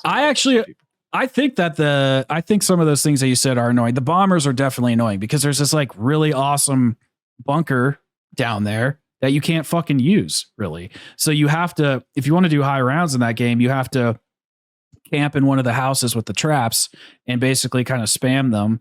But I think it's kind of a fun high round. Like, I wouldn't want to do it all the time, but you just kind of camp up there and the ceiling fan will come down. You can kill him. Then you do a little train or do a little lap and you kind of repeat the process. But I don't like it when there's only one high round strategy. I like to be able to train. I like to be able to camp. I like to be able to have a little bit of variety. So I think that map does lose some points in terms of the bombers. They fuck everything up, and they fuck up the pack-a-punch system because whatever the hell they're made out of is what gunks it up in the first place. So fuck them. The Mark IIs are cool, but then they are. They've been beaten to death already. And let's be honest, in Black Ops 4, all you need is to worry about charging your specialist as fast as possible. That's and true. Equipment. So you really don't even have to worry about wonder weapons at all, to be honest. But anyways, yeah. I actually, though, I don't know. I like I like the original Nuketown, so I just feel like if I had an option, I would just pick the original Nuketown to play. But yeah, I guess that would be like my like out there pick. But I think the answer is Infection. I think I would pick Infection. It is pretty awful. I hate it quite a bit. So the next questions are kind of multifaceted, stick together. But outside of Treyarch, and there's not many options here, but who is the best Zombies developer, and would you like to see another iteration of third mode from them? Outside of Treyarch, you say? Mm-hmm. I mean, the obvious answer to me is Lee Ross. I thought he killed it in IW. Now, the one thing I wasn't crazy about was the Beast from Beyond, specifically the launch. I thought that was a little tough. I think they patched it and they tried to fix that. I just thought that map in general was not good. But aside from that, I love Zombies in Spaceland. I actually love Shaolin Shuffle. I know that's an unpopular opinion, but I love Shaolin Shuffle. I really like Raven the Redwoods, and I really like Attack of the Radioactive thing. I do too. I thought all 4 of those maps were good at least. And Lee Ross was so passionate with that game and just got dunked on so much because, let's be honest, it directly followed Black Ops 3. And Black Ops 3 was just and Chronicles came out at the same time. Like what? Yeah. There's no chance. Yeah. Just terrible timing for Lee Ross because he objectively, like, Lee Ross for 2025 standards, he it's IW was awesome. I think it's supremely underrated, and I think he was such a passionate. He was also very vocal in the community. He was really online and really was receptive to feedback and talk to fans and was just clearly very passionate about it. And he just got the short end of the stick. And I'd be lying if I said that back when IW came out that I was like, I didn't give a fuck and I didn't even buy it at first. But I think in hindsight, man, that's truly tragic. It's tragic what happened to that game and Lee Ross. It's a good one. And I would love to see, would you like to see other developers make Zombies, or do you want it to be like a Treyarch thing, or is this just like, I'm done with modern zombies, I don't even care? Like, I think they should just take, I mean, in a perfect world, they take 2 years off. During those 2 years, they assemble like the Avengers, just the best team of devs amongst all of the studios. They pick their best men for the job. And honestly, I think we give up this fucking tribal like I mean, I know that realistically doesn't make sense, but like I just think the tribalism of like Treyarch and Sledgehammer, Infinity War and Raven, and it's just like, I don't know. I feel like Call of Duty going forward at this rate, if it wants to continue succeeding, needs a change of pace. Maybe just make like one or maybe two max studios that are pumping their work out, have the best people for the job, and make good Call of Duties again. Like, I personally think that Treyarch is just the safest bet by default. That would be the default answer. But I really do think that there are talented devs in other studios that could certainly replace or at least supplement Treyarch as well. Okay. What is your hottest take about Call of Duty Zombies, just generally speaking? Do you have one that comes to mind? If you don't, it's okay. Oh, man. Here, I'll tell you what. I'll think about it for like 15 seconds. If I don't think of something in like 15 seconds, then I probably don't have one. I can go to other questions, and if it comes back, you can like. Sure. Okay. This is a stupid question, but I made a video about Liberty Falls, and I was talking about the use of daytime in the game, and I put Drak on screen because I kind of looked at DE as like a night or a like slight daytime map. So the question is, do you think Drak takes place at night or during the day? Is this a binary question, or is there? You can give nuance. You can give nuance. Okay.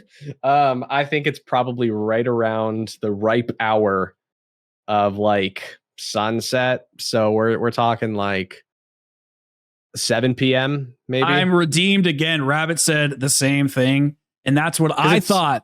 Yeah, it's clearly not like noon. You know, it's clearly not like broad daylight, but it's clearly not. It's clearly not nighttime. It's not midnight either. You know. Well, what about the Giant then? The Giant's probably later, right? Well, maybe that's just because of the cloud effect. I don't know. Yeah. I just feel like the sky is so bright, and like I guess it could be because of the moon, but we're also up in the sky or up in the mountains, which is gonna like fuck with our perception of the sky. That's a great question, actually. and I got roasted in the comments for that particular thing, just saying DE's not at night or is not in the day. And then I said, like, show me a clock so I can see the time. And they're like, oh, it says 9:35. It says 1:15. I'm like, dude, I hate everybody so much. Yeah, it's a very typical, that's a very stereotypical, like, nitpick comment on a Zombies video. It was. And there was like a whole thread, and people were like, why won't you let it go? And I'm like, because you guys brought it up. You all brought it up, and I'm defending my honor. Holy shit. Yeah, now you're in a war. Clearly, I haven't let it go. Okay, now we can go to the lightning round, and if you think of a hot take, feel free to interrupt me. If you don't, it's all good. Sure. Okay, lightning round, just like gut responses if you got them. What's the most overrated Zombies map of all time? I know this is supposed to be a lightning round. Overrated. I'll edit it. Because I know there's an answer. There's an answer somewhere in here. Well, the next one's underrated, so maybe you can. Okay, underrated. I'm gonna say Dead of the Night. Hell yeah, I agree. Overrated.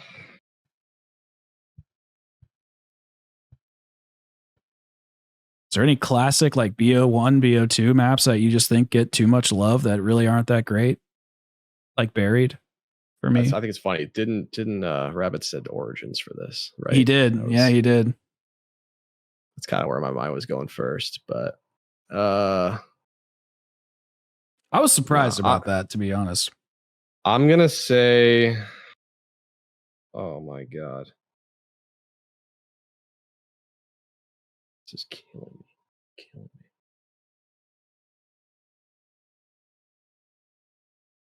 Anything from BO3 like Gorod or Revelations or I think maybe, I don't even know if this is true because I don't know what the general consensus opinion is on this map. I just know what mine is.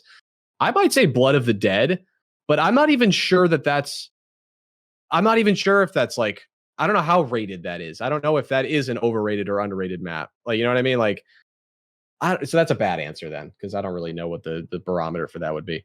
I think the people who love Blood of the Dead love Blood of the Dead, and I think the people who hate it hate it. Yeah, I love it. It's pretty controversial. You know what? I'm just gonna go with the default answer here. I'm just gonna go with Kino because I can't think of anything else. That's actually I love Kino. Good super answer. Nostalgic, but it is the most. Tell me if you disagree. It is the most iconic Zombies map ever. I wouldn't agree more. Okay. And I think can't agree more. It's because Black Ops 1 was the highest selling Call of Duty title, and it was the first map, and yada yada yada. So I think by default it gets way more press and way more love because of that. And I think it just by default makes it the most overrated. I think that's I actually like that quite a bit. That's a good answer. Okay. Perk limit or no perk limit? No perk limit.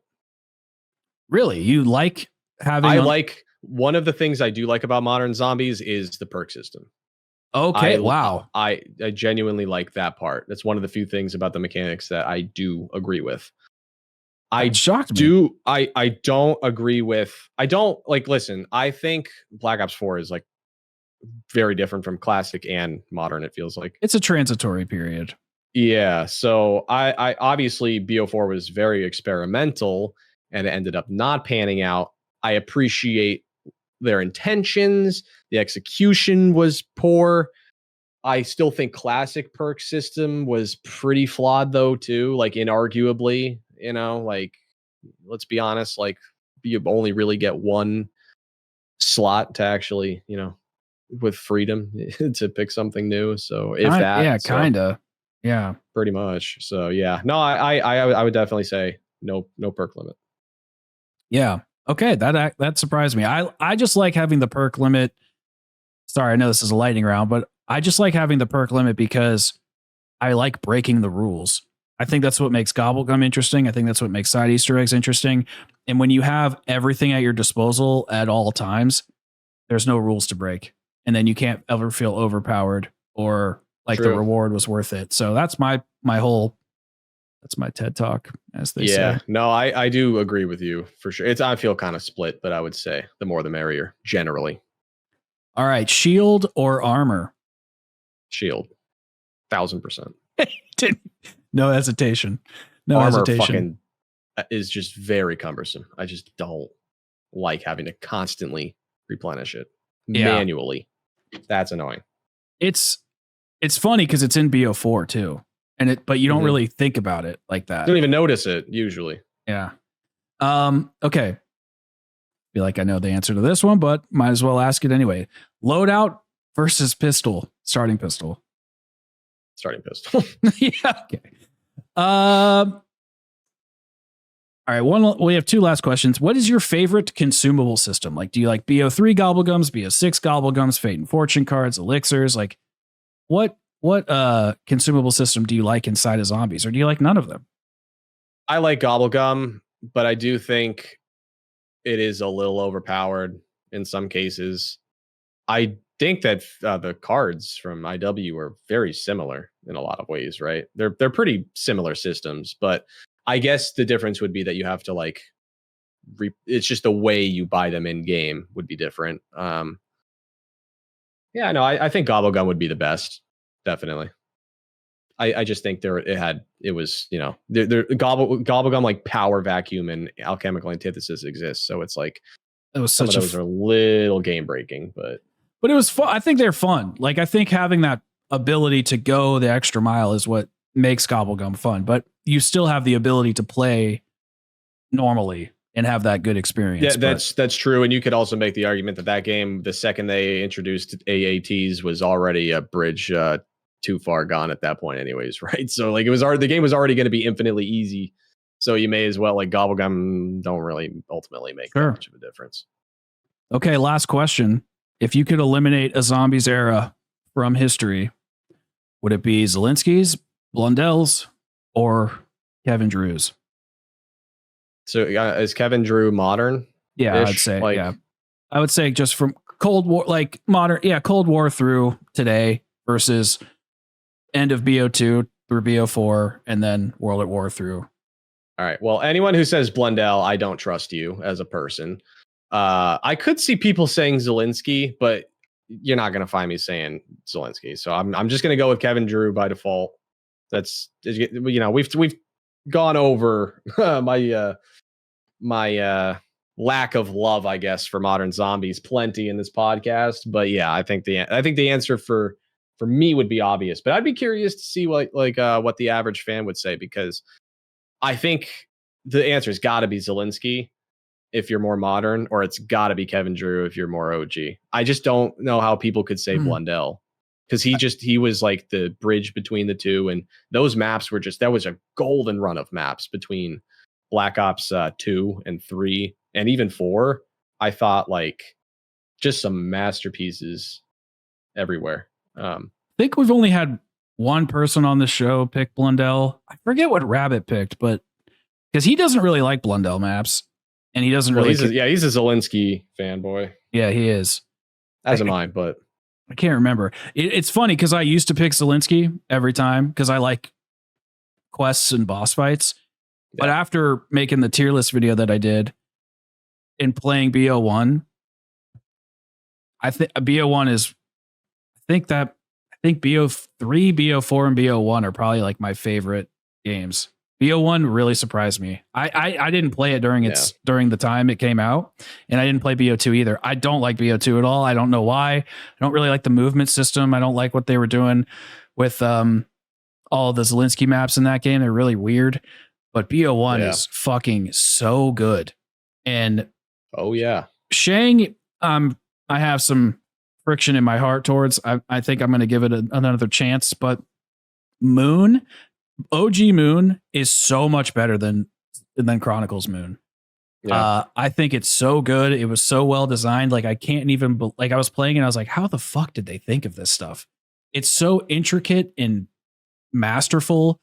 I don't think it's great for solo play, which is why I ranked it lower, but it's so good.